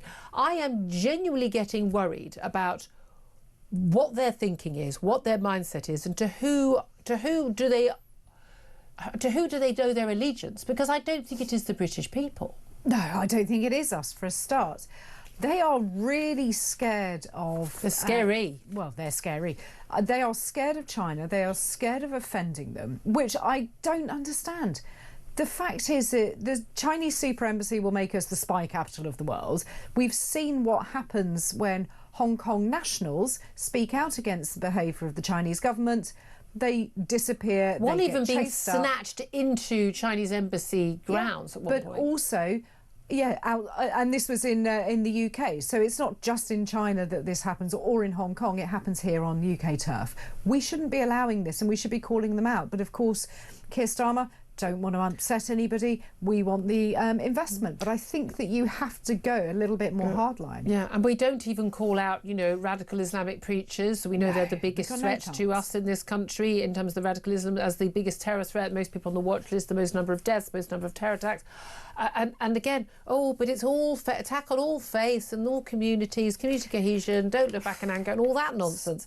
I don't think that's where the British people are right now. No. I really, really don't.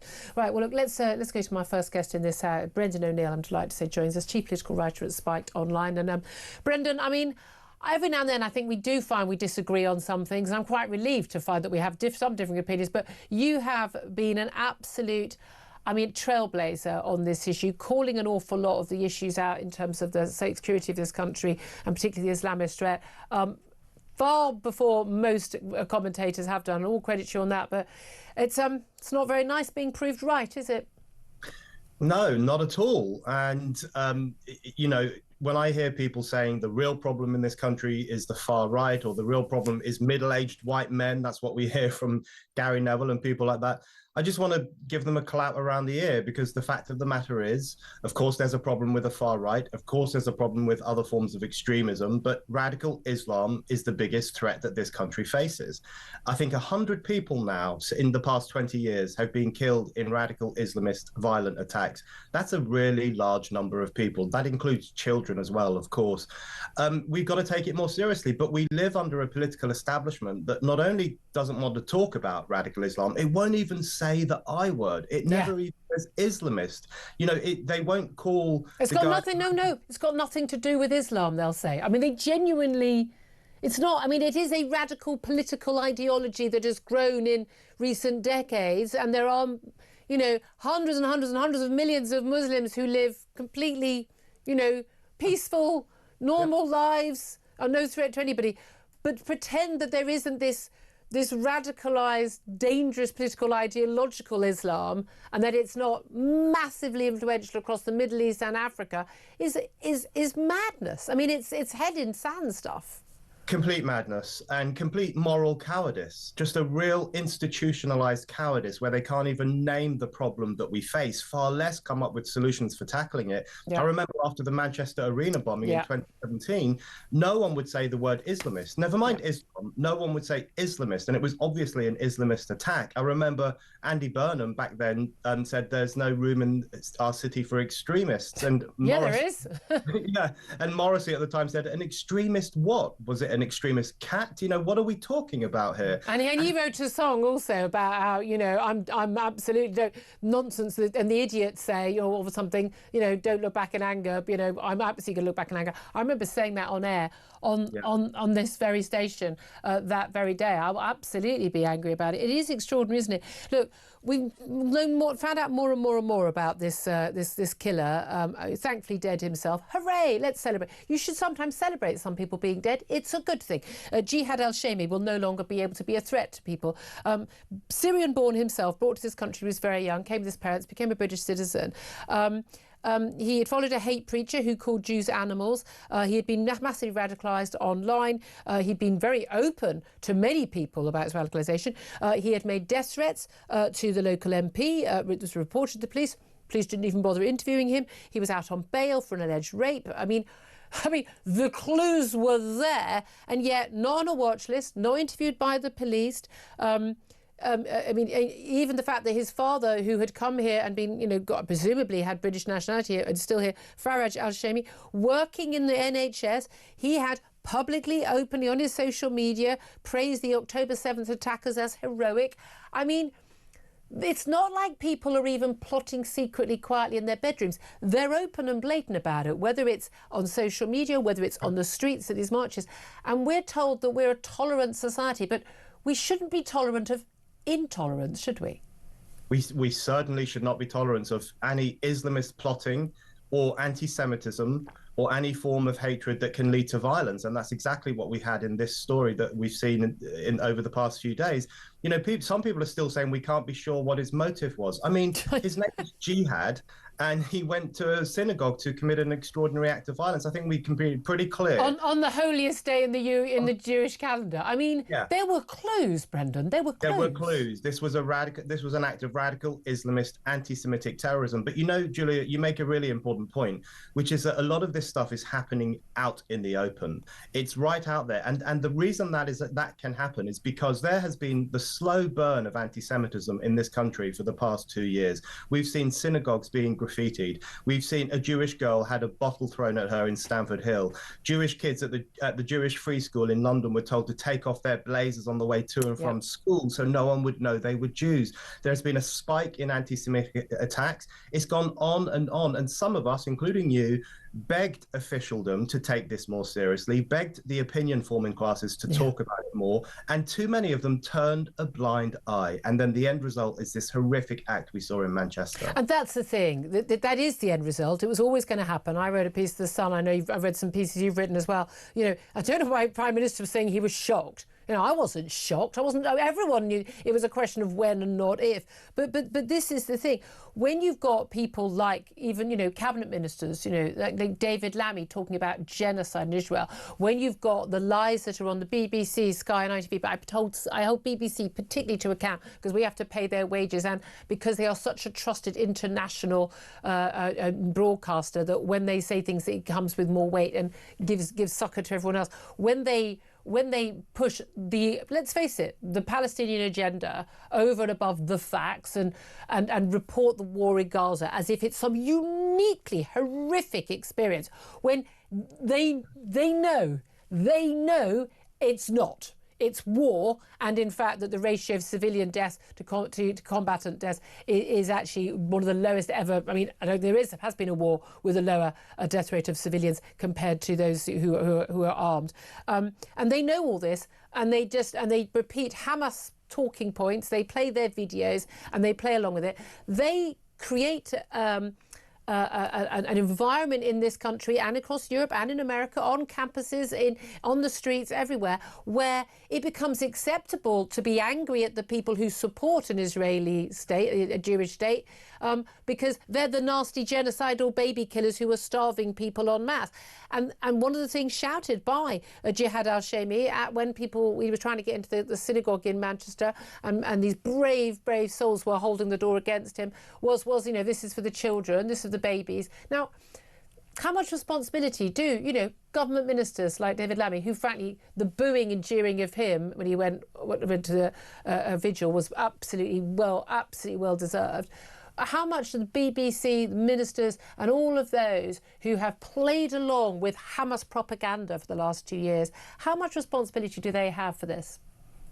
A huge amount, I would say. And when I read that Jihad al-Shami said that as he was pushing against the door, he said, "This is for the children you killed," it chilled me to my bone, because I've written a few pieces over the past 2 years basically saying to everyone, please don't resuscitate the blood libel about Jews killing children. Please stop doing that, because we've seen demonstration after demonstration at which people have holding up placards saying the Jewish state murders children. We've seen demonstrations where people have carried dolls covered in blood and held them up in the faces of Orthodox Jews in Essex and other parts of the country. We've seen people breathe life back into the idea that the Jews take pleasure in killing kids. And the BBC has helped that along, because they broadcast the lie that thousands of kids would die in the next 36 hours if aid didn't get into Gaza. That was a claim made by a big charity head, but they didn't question it at all. They didn't question it. It went out. Everyone believed it. It spread like wildfire through the internet, and it wasn't true. There's this constant refrain that the Jewish state is uniquely murderous, uniquely barbaric, and uniquely invested in the death of children. Now, people say there's a difference between anti-Zionism and anti-Semitism, but let me tell you this. If you demonize the world's only Jewish state in that way, that will impact on Jewish people. You can't go around calling the Jewish nation the most barbarous nation on earth and then be surprised when Jewish civilians and citizens across the world get it in the neck as well. Here's my question. When you get, I'm not going to name names, although I probably should, because, sue me for libel, because I reckon I'd win this one. But when some very senior figures at the BBC who were on air every morning, every evening, and really, I'm talking about long-standing presenters, people who've worked in war, as war reporters, they've seen every horror under the sun. When they report on what's happening in Gaza, not from Gaza, and they make complaints about that, but it's a war, it's a war zone. Whenever we've seen people in war zones before at the front line, and it's a tiny slip of land, it's all the front line. By the way, they've always been embedded with your allied forces rather than actually being able to roam freely. That's not happening in most wars. When they report on this stuff as if it is a uniquely appalling war with unique suffering, when just down the road you've got Yemen and Sudan and everywhere else where people are being slaughtered indiscriminately by government forces.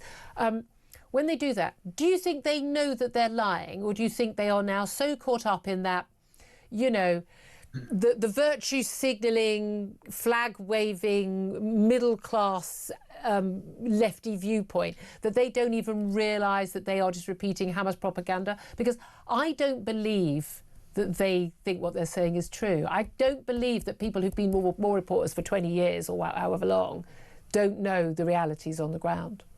It's so hard to tell, isn't it? Because it's possible that they've been so swept along by their own sense of self-righteousness that they really do believe it, that they really have become unable to see the reality, the truth, the more complex picture, that, even to look coolly at what happened on the 7th of October and how barbaric that was.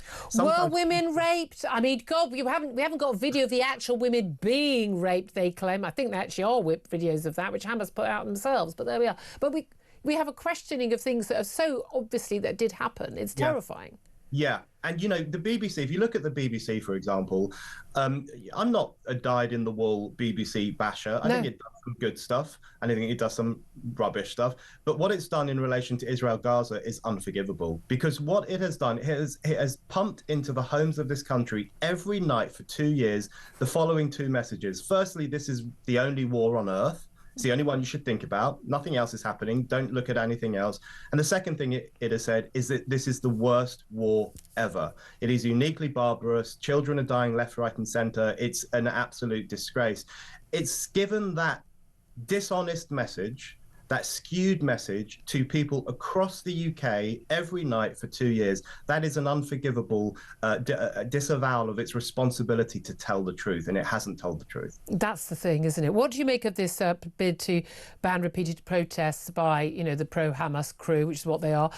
Because you and I are both big advocates of free speech. You are more of a free speech libertarian than I am, even.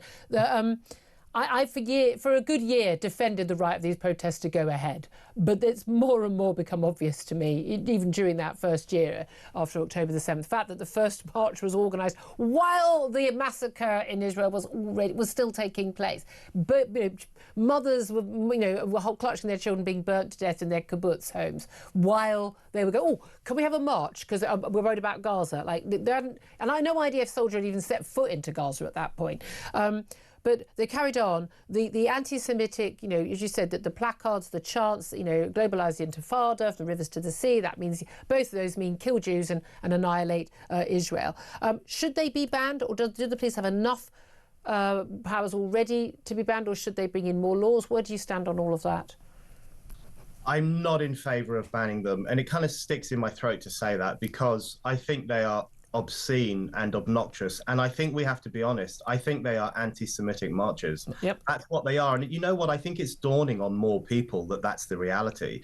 For 2 years now, these people have said we're on the right side of history. We are perfectly righteous. We are marching against genocide and for the poor people of Gaza, and they've got away with everything. But I think more and more ordinary people, even non-political people who I know, are starting to say, what's going on here? Why are they still marching? Why did they march on the day that 2 Jews were killed in Manchester? More and more people are starting to ask that question.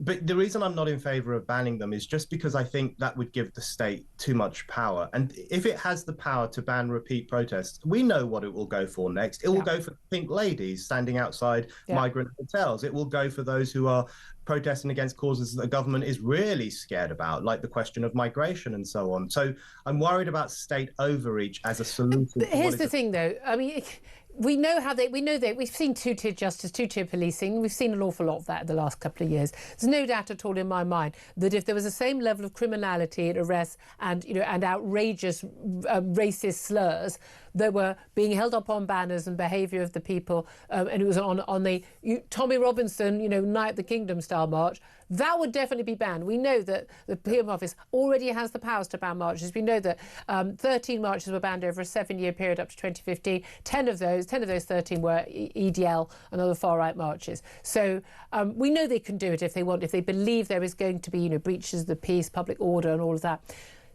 The only reason we don't see mass violence and trouble at these marches is because the police, they basically provide as you go, feel free, carry on walking past service, rather than actually policing. If they policed these marches in the way that they should, as the law dictates, these wouldn't be peaceful marches. We can see that. Matthew Syed, who's absolutely lovely man, and very couldn't meet someone more polite and more reasonable. He said, amazing piece in the papers the weekend, where he went along to the march on Saturday and was asking people, why are you here? And do you think, asking perfectly reasonable journalistic questions. And he's got a very nice manner. He's not a trouble stirrer. I mean, he said the aggression, the anger that he heard, he's left in no doubt at all. He spoke to 24 people and he said, 22 of those 24 people were aggressive and angry and were basically shouting, let's face it, anti-Semitic things. We wouldn't allow this about any other group. If someone organised a march where they were saying the same things and had the same level of aggression about black people or about Muslims, it wouldn't be allowed. So why? Why is this allowed? It's funny, I walked past one of these demonstrations a few weeks back, and I'm not quite as polite as Matthew Syed. Yeah, I couldn't go because I know that I would not. I would end the day in a police cell. I know that. Well, I screamed out F Hamas just to a bunch of people. I got hit. Someone hit me with his walking stick, just an old fella, so it wasn't that bad. I got surrounded by a bunch of young lads in keffiyehs who were pushing me and telling me to F off. That was the response to me saying something about Hamas. So I turned around to these people and said, hold on, so do you support Hamas? Of course they do support Hamas. It's a rhetorical question. But, you know, you're absolutely right that the police already have powers. And the police, I'm afraid to say, I know they've got a hard job and they've got lots on their plate, but they have behaved badly in relation to these demonstrations. Remember, on one of the early demonstrations shortly after 7th of October, there was a gang of radical Islamists chanting for jihad against the Jewish state. And the police put out a statement saying, well, jihad can have many different meanings. It means struggle, it means sacrifice.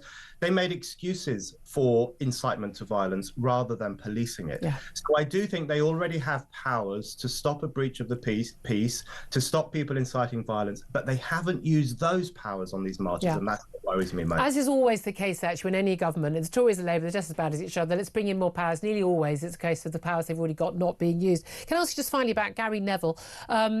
We had all the issues, didn't we, with Gary Lineker, who's working at the BBC, giving his tuppence worth, knowing absolutely sod all about anything other than football. I don't mind him giving his views, but he just can't work at the BBC while he spouts his absolute nonsense while I'm having to pay his wages, and he's got a contract saying he can't spout political views. But Sky Sports got a problem now with Gary Neville, who's always in trouble. I mean, whether it's the courts or with the newspapers or wherever, over things he said. But he's at £1.1 million a year. There's a boycott call against Sky Sports for continuing to employ him over what people are calling a racist outburst. We did this long video about the union and the England flags that are being hung up everywhere, and saying this is divisive. This is posted, by the way, since the attack on the Manchester synagogue, and he said he basically this is all being, the division is being created by angry middle-aged white men. Should he? I mean, is it okay for him to say that? Is that racist? If he said angry middle-aged Muslim men or angry middle-aged black men, would people be defending him? And should Sky Sports face a boycott? You know, it's I think it is racist. I mean, he's judging people by their race, and he's making a sweeping generalization about a group of people with a particular skin color. You know, imagine if after the Manchester synagogue attack, someone, me or you, were to say, you know, the problem is young brown men. We wouldn't say that because we don't believe that. The problem is a certain group of radicalized people that exist in this community and in other communities too. So he made a sweeping generalization about a certain race, a certain group, and I think that's a problem. But, you know, again, it speaks to that cowardice, just that unwillingness among these champagne socialists to face up to the reality of the divisions that have been caused by multiculturalism, the fact that there is a particular problem of radicalism among young Muslims, and we should be allowed to say it. It's this racial paternalism. He feels he has to protect Muslim community from criticism or black community from criticism. That's a kind of racial paternalism in and of itself. You know, middle-aged white men get so much flack, but they're not actually doing the bad stuff. I don't think that most people are actually terrified of the middle-aged white men, you know, coming at them in the streets and attempting to kill them in their places of worship. Brendan O'Neill covered a lot of ground there, chief political writer at Spiked Online. He's also the author of the brilliant book After the Pogrom, 7th of October, Israel and the Crisis of Civilization. Claire Pearsall, a long interview. What do you have to say? No, really, really interesting. And I think the point that I take away was also something that Tom Tugendhat mentioned about the police not applying the laws that they have and making political decisions. They always do have. And it's much more obvious now, and I think that it's been brought to a head over this weekend. They're afraid of clashing. They're afraid of clashing with a bunch of extremist Muslims on the streets of London. That's what they've been. That's what. They're not worried about clashing with the sort of the white middle class, the Phoebes, and they're not worried about that, or the former vicars. They don't mind that. What they're worried about is it's going to look bad because they're so worried about institutional racism. They're so worried about that they are absolutely terrified of actually doing the policing. They need to just man up and actually do the job. But it's very simple. But the thing is, we haven't got enough police. There'll be riots on the streets. But so far, we're told these are peaceful. They're peaceful protests. So why would they be? But they're only peaceful if you don't actually police them. No, that's like saying a guy walking around with a knife in a pub. Well, he hasn't attacked anyone. So as long as no one minds him wandering around with a knife in the pub, then he's peaceful, isn't he? But that's a fair analogy, because it's basically, we're going to do whatever the hell we want on the streets of London, intimidating whoever we want. And by the way, I'm not Jewish. It still intimidates me because I know I walk next to that and speak at march and speak freely. I know that I would be under attack, and that means it's not safe. And they are intimidating people, and they know what they're doing, and they are bloody loving it. Yeah. They know what they're doing, and they are basically taking over the streets. And I'm sorry, no, the police need to still back the streets for the majority of law-abiding people. 12:28 is the time. We're going to take a break. We're going to get lots of your calls up. We're going to talk to you as well. We're also going to be talking to the Shadow Home Secretary, Chris Philp, and we're going to be talking about the latest offering to young people trying to get on the housing ladder, this time from the Tories, who aren't in power. But never mind, we'll find out what they're going to do anyway. This is Talk.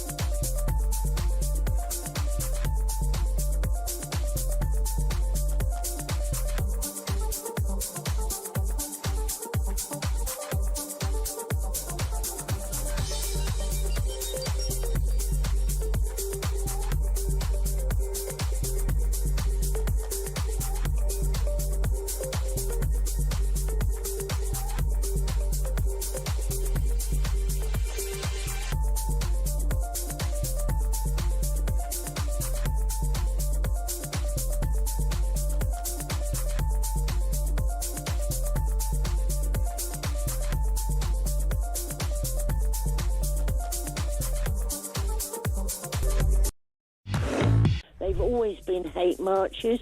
They're deliberately targeting Jews, and after the Jews, us, then we're next. This is a case of they're trying to take over the country.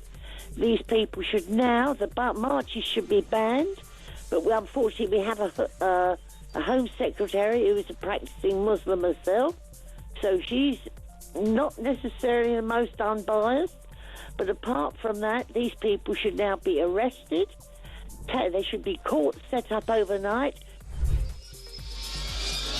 This is not, in no way, this is about people of the UK having a problem with Jewish people. That has gone, it is a perfect example of an integrated community. Yeah. Exactly, as much as we joked about that before. This is different. The anti-Semitism coming from elsewhere, isn't it? It is coming from people who may have a religious, fundamentally based on a religious belief, taken to the extreme, that has a problem with Jewish people. And it's on these shores. It's in our country, isn't it? That's what we learn. That's what the Canary is telling us. Across the UK, on DAB+, on your smart speaker, on your smart TV, and on your side. This is Talk. Good afternoon, welcome back to the show. 12:32 is the time. In a few moments, we're going to talk to the Shadow Home Secretary, Chris Philp, live from the Conservative Party conference. Lucky him. At conference and getting to talk to me. But let's talk right now with you. Lots of calls coming in, 0344 499 1000. I mean, there's so much to talk about today. Let's go to Phil, who is in London and wants to talk about these protests. And Phil, do you think that the government should bring in more powers for the police to stop these protests? Yes, definitely. I just can't get... First of all, I want to thank you for your wonderful programme, Julia. Oh, we do our best. Yeah. You do, because you're achieving so much more that people aren't seeing, and you're honest with it. I just wanted to talk about this, that the people need to sit back and just think what we're actually... I think if somebody looked down from outer space, they'll think we're all crackers.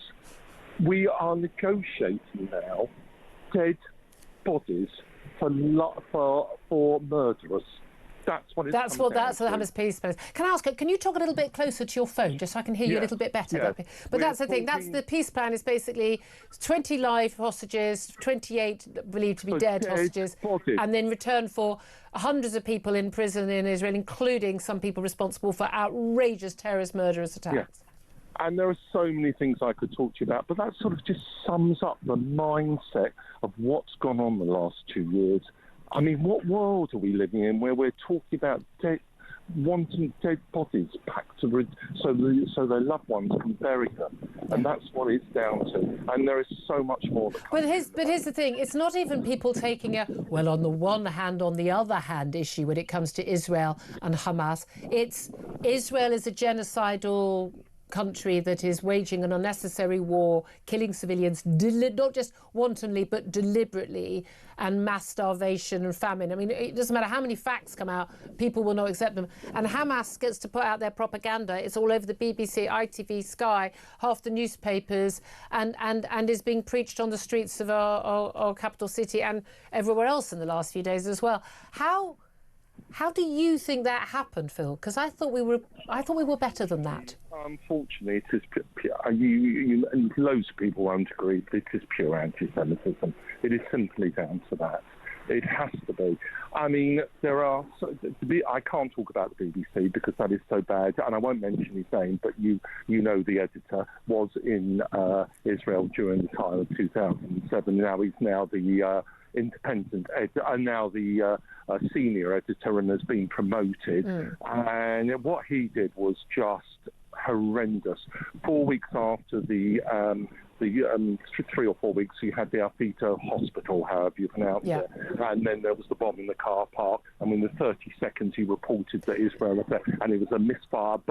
This was Jeremy Bowen, and when asked about whether he regrets basically passing on Hamas propaganda, he said no, he was doing the right thing at the time, and it's just hasn't even apologised for it, which is just blatant, basic reporting fail. I mean, in my journalism college, you would definitely have been failed for that, that's for sure. Phil, I mean, what is the solution? Do you think it is basically stop the protest? Because I have a funny feeling these people will be on the streets anyway. Yes, I don't think you can win. I don't think you can win. Whether you stop the protest, there'll be a protest, and you stop the protests. I think you've got to just arrest where you can. It's a no-win situation, to be honest. But we haven't got a choice about whether we win or not. That's the thing. When people say this is, I believe genuinely, it's like Israel, the Gaza. I think this is existential for the future of our country, because if we're going to allow this level of intolerance, Batley School, grammar school teacher onwards, it's got to stop. It's got to stop. We can't carry on with this. This needs to be the and enough. We're done now. What's the solution? You think nothing? Education, banning bad press, like Jeremy Bowen, and as I said to you, that Biden was getting on the plane for a summit with Egypt, Qatar, and everything. It was then cancelled. That would have stopped the war, hopefully. And his bad reporting is horrific. I think it's part of the problem. I absolutely do. Phil, thank you for that. Just Claire Pistol, just before we get to the call, this thing. He's saying you can't win. We don't have a choice. That's like saying, well, what can you do about the Nazis? Yeah. I mean, well, here's an I think. Let's not invite them to come and live in our country with us. Would that be a good start, everybody? There is that we need to be able to protect the people who are in this country, the Jewish community, Christians, Catholics, be it what they are. Can us atheists get a look in? Yeah, well, By the way, the Islamist fascists want to kill me too, because I'm a heathen. Oh, does that me as well? Yes, you. Yeah.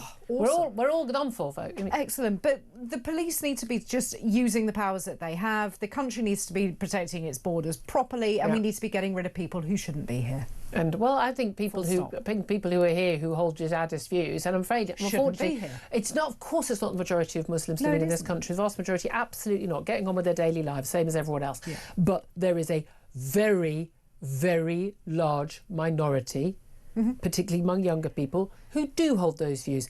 Well, that's no longer it never was acceptable to me, as most people. That needs to stop, and whatever we need to do to stop it needs to be done, because it's us or them.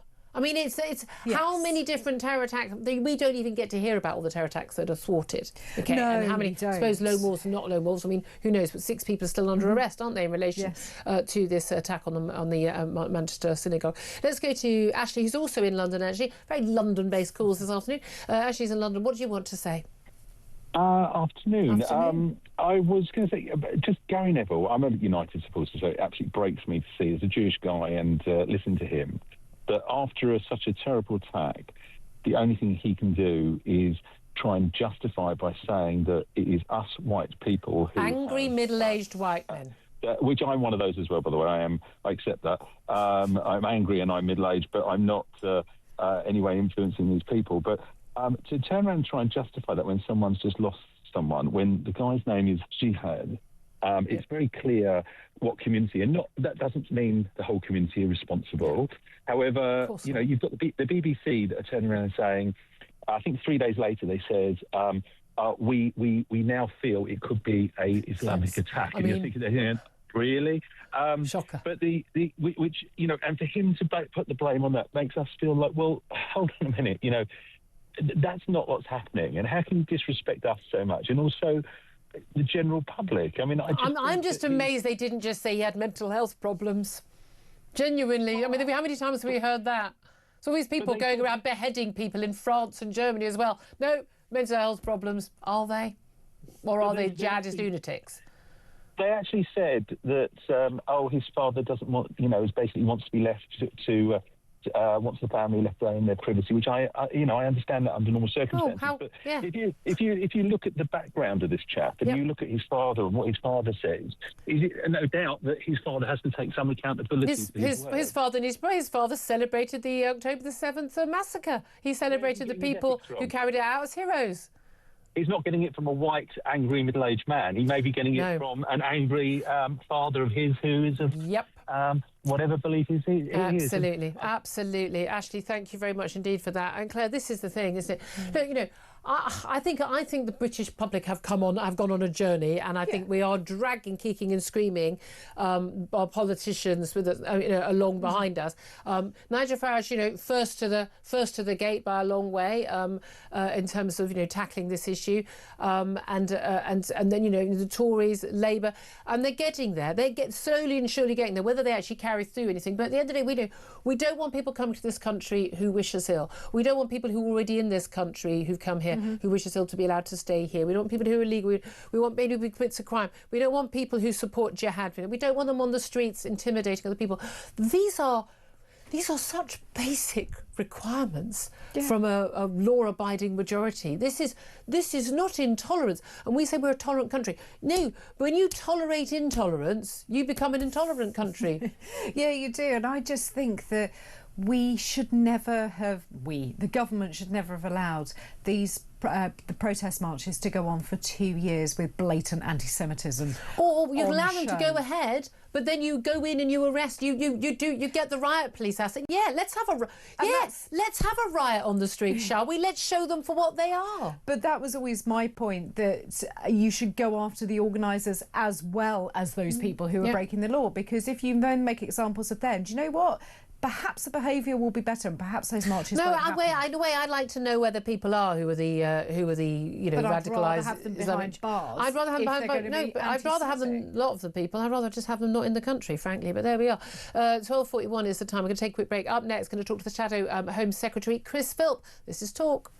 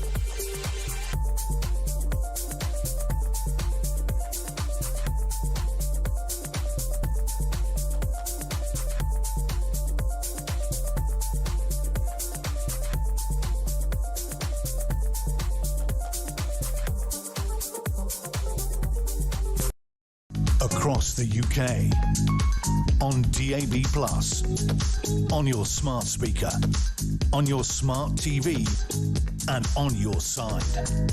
This is Talk.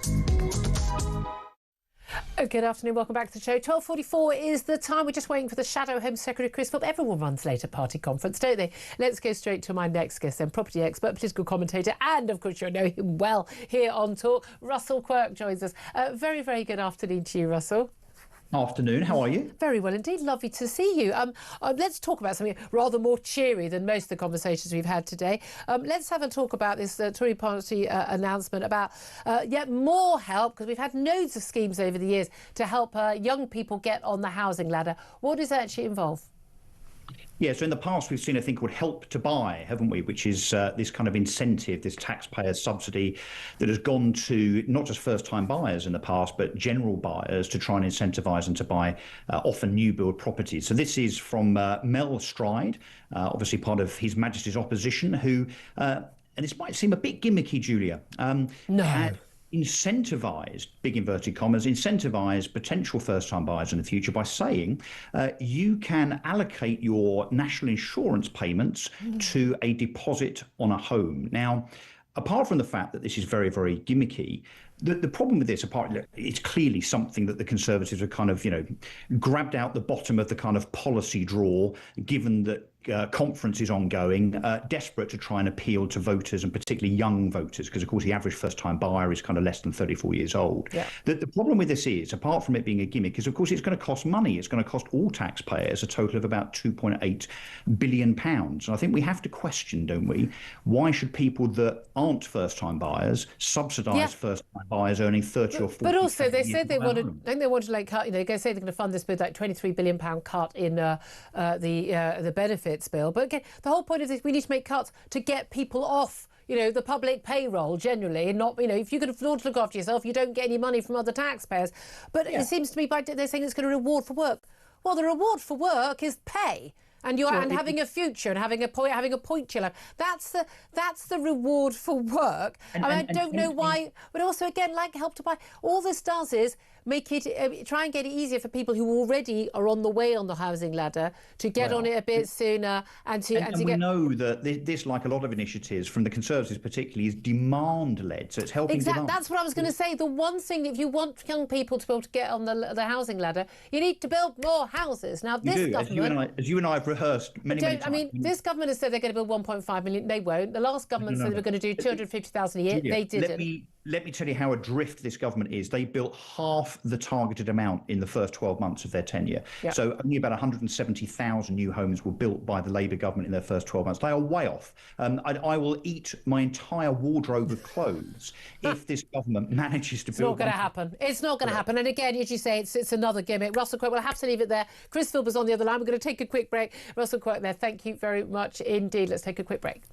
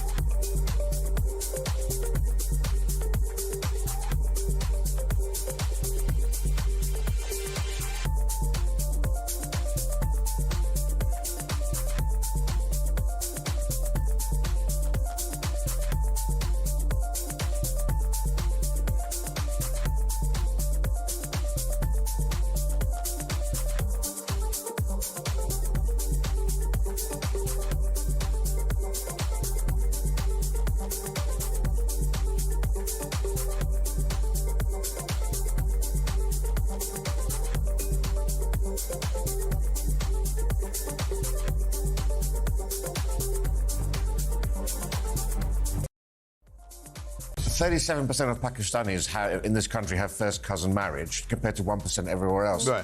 They only account for 3% of births in this country, but they account for 33% of birth defects. Yeah, and that costs the NHS money, dealing with all these appointments, huge burden. They all go on the PIP, and they basically have to get money from the state for life. And why on earth do we still allow first cousin marriage? You know, it should be banned outright. We don't. Yeah. Well, when that story broke, the public, they did a poll. When that story broke, the public thought it was illegal already.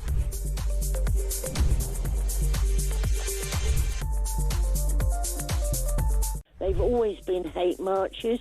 They're deliberately targeting Jews, and after the Jews, us, then we're next. This is a case of they're trying to take over the country. These people should now, the marches should be banned, but unfortunately we have a Home Secretary who is... Across the UK, on DAB+, on your smart speaker, on your smart TV, and on your side. This is Talk.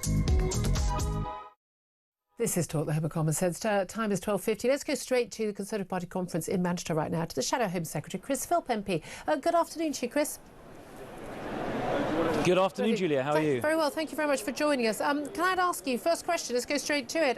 Should the government bring in more powers to basically ban the protests we've seen on our streets every fortnight, often even more than that, in the last 2 years, which can claim to be pro-Palestinian, but appear to be more pro-Hamas? Should they bring in more powers, and should they ban those protests? Yes, I think they should bring in more powers. I do actually support what the Home Secretary said yesterday. Where I agree, I will say so. I think introducing a so-called cumulative impact test, where you look at the impact the protests are happening if they go on week after week after week after week, the impact on public order, excuse me, and also the potentially intimidatory impact on other communities. I think it is reasonable that that gets taken into account when the police decide whether or not to let these marches go ahead. So yes, I do support that. What about women, for instance, protesting week in, week out about trans activists taking women's and girls' rights and putting their safety at risk? What if they claimed, the trans activists claimed, we're being intimidated, and there was a protest again and again? Couldn't the same powers be used by a Labour government? Indeed, let's face it, a Tory government or any other government too, to stop those protests going ahead? Isn't this a slippery slope? Isn't this a worry? Well, look, I think you've got to obviously look at the impact the marches or any protest actually have. And as I understand it, this is a decision and a judgment made by the police in the first instance, not by the government. Do we trust the police's judgment? Do we trust it's probably better to have it not done by politicians. It's probably better to have it done not by politicians for obvious reasons. But obviously, whoever's deciding, as they look at any individual set of circumstances, as is the case now, actually, they've got to obviously weigh up the disruption being caused, or any intimidation that might be caused, or disruption to public order, versus obviously the right to protest and free speech. And you'll have seen under the existing powers, under the Public Order Act, the police do actually very rarely indeed, ever actually ban a protest, which they can do at the moment. But they can. If it's going to cause exactly. They've got the power. They've got the power to do that. And the only reason we don't have serious trouble at these supposedly pro-Palestinian but really pro-Hamas marches is because the police don't go in. They don't tackle people who have got swastikas on. I mean, often they're arrested after the fact. They do very softly policing. They don't put the helmets and the riot shields up like they do for anything that seemed to be on the right. If they were policed in the same way as every other march was policed, where there was potential for threat and mass arrest, it would be very different, wouldn't it? These aren't peaceful marches. Well, I think wherever anyone at any march, but including the pro-Palestine ones, does anything which is illegal, whether that's inciting racial hatred, whether it's carrying signs that express support for Hamas or any of that stuff, then my view is the police should act on the spot.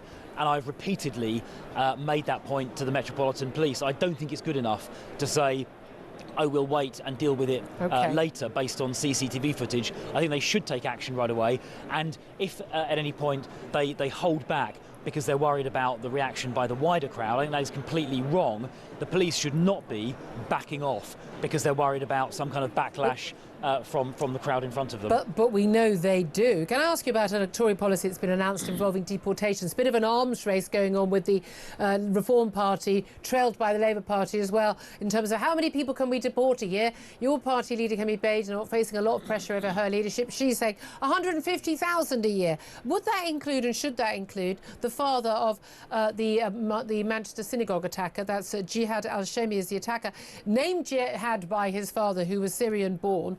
And the father, Faraj al-Shami, he called the October 7th attackers 2 years ago heroic on the very day of that massacre. Do we want people like that in this country, and should he be deported? No, we definitely do not want people like that in this country. Glorifying rape and murder is appalling. So now, he would be deported under your rules? Yeah, well, assuming he's not a British citizen. If he is a British citizen, that is obviously different. Can't we take his British citizenship? He's not born here, he's from Syria. Why can't we take his citizenship away from him? So it depends if he is. It's a complicated question to do with whether he has dual nationality. But if it is possible to, deport him because he is not a British citizen, we should definitely do so. And I said, Julia, very clearly in my speech yesterday that anyone who is not a British citizen, who expresses extremist views, who expresses racial or religious hatred, including anti-Semitism, or expresses support for terrorism, should be deported because they have no place in this country. And how are you going to do that? There's been lots of criticism of Nigel Farage's plans, so how he's going to deport people. We've got, 1 million plus, I'm sure it's quite a lot more than 1 million, illegal migrants who've arrived here illegally and or overstayed visas. We've got a lot of foreign criminals, even released from prison, we can't deport. What are you actually going to do? This means you're going to get rid of these people? Because a lot of my listeners and my viewers are going to be going, we've heard it all before, you're not going to do it. You had 14 years in power, you were in the Home Office for some of that time. You didn't do it then, why do we think you're going to do it now? Yeah, because we understand the last government made some serious mistakes on immigration, and we understand a very, very radically different approach is needed. So how are we going to do it? We've got a detailed plan around how we're going to do it, which we published in the last 2 days. By the way, Reform does not have a detailed plan, but it will include leaving the ECHR, which prevented the last government, and actually it's preventing the current government as well, from deporting people that shouldn't be here. So we're going to come out of the ECHR, we've got a proper plan to do that. We're going to establish a removals force with double the budget in the Home Office. We're also, and this is really important, we're going to dismantle the entire legal architecture which has allowed illegal immigrants and foreign criminals to stay in this country. So, for example, we're going to completely abolish the Immigration Tribunal. So no longer will immigration judges make these decisions. The Home Office will simply decide internally. We're going to abolish most judicial review for immigration matters, and we're going to completely abolish legal aid for immigration matters as well, so lawyers aren't on this immigration legal aid gravy train. And by doing all of those things, we're removing all the barriers, and we're going to get rid of the Modern Slavery Treaty as well. We're removing all of the barriers which prevent the government from deporting people that shouldn't be here and foreign criminals. And that will enable us, combined with doubling the budget of the removals team, will enable us to remove 150,000 people a year, starting with illegal immigrants who arrive within a week, then all foreign criminals, and then everybody else that's here illegally, which, as you say, is probably well over 1 million people. I know you've got to go. I've got about 20 seconds, though, because we've got to you late. Do you understand why a lot of people in my audience will go, oh, that sounds great, Chris Philp, sounds great. We just don't trust you're going to do it. Well, look, as I said already, Julia, I completely accept, honestly, that the last government made some bad mistakes in this area, let immigration get too high, stayed in the ECHR, and we acknowledge, the Conservative Party under new leadership just honestly acknowledges to you and to your listeners that was a mistake. We've listened, we've understood, we know the last government got it wrong in many areas, and we've now got a plan that isn't only tough, as you'll have heard just now, but we've also done the detailed work that sits behind it, unlike Reform. So we know your listeners and you will know this will actually work in practice. We'll leave it there. I know you've got to get going. Appreciate your time. Chris Philp, Shadow Home Secretary. Really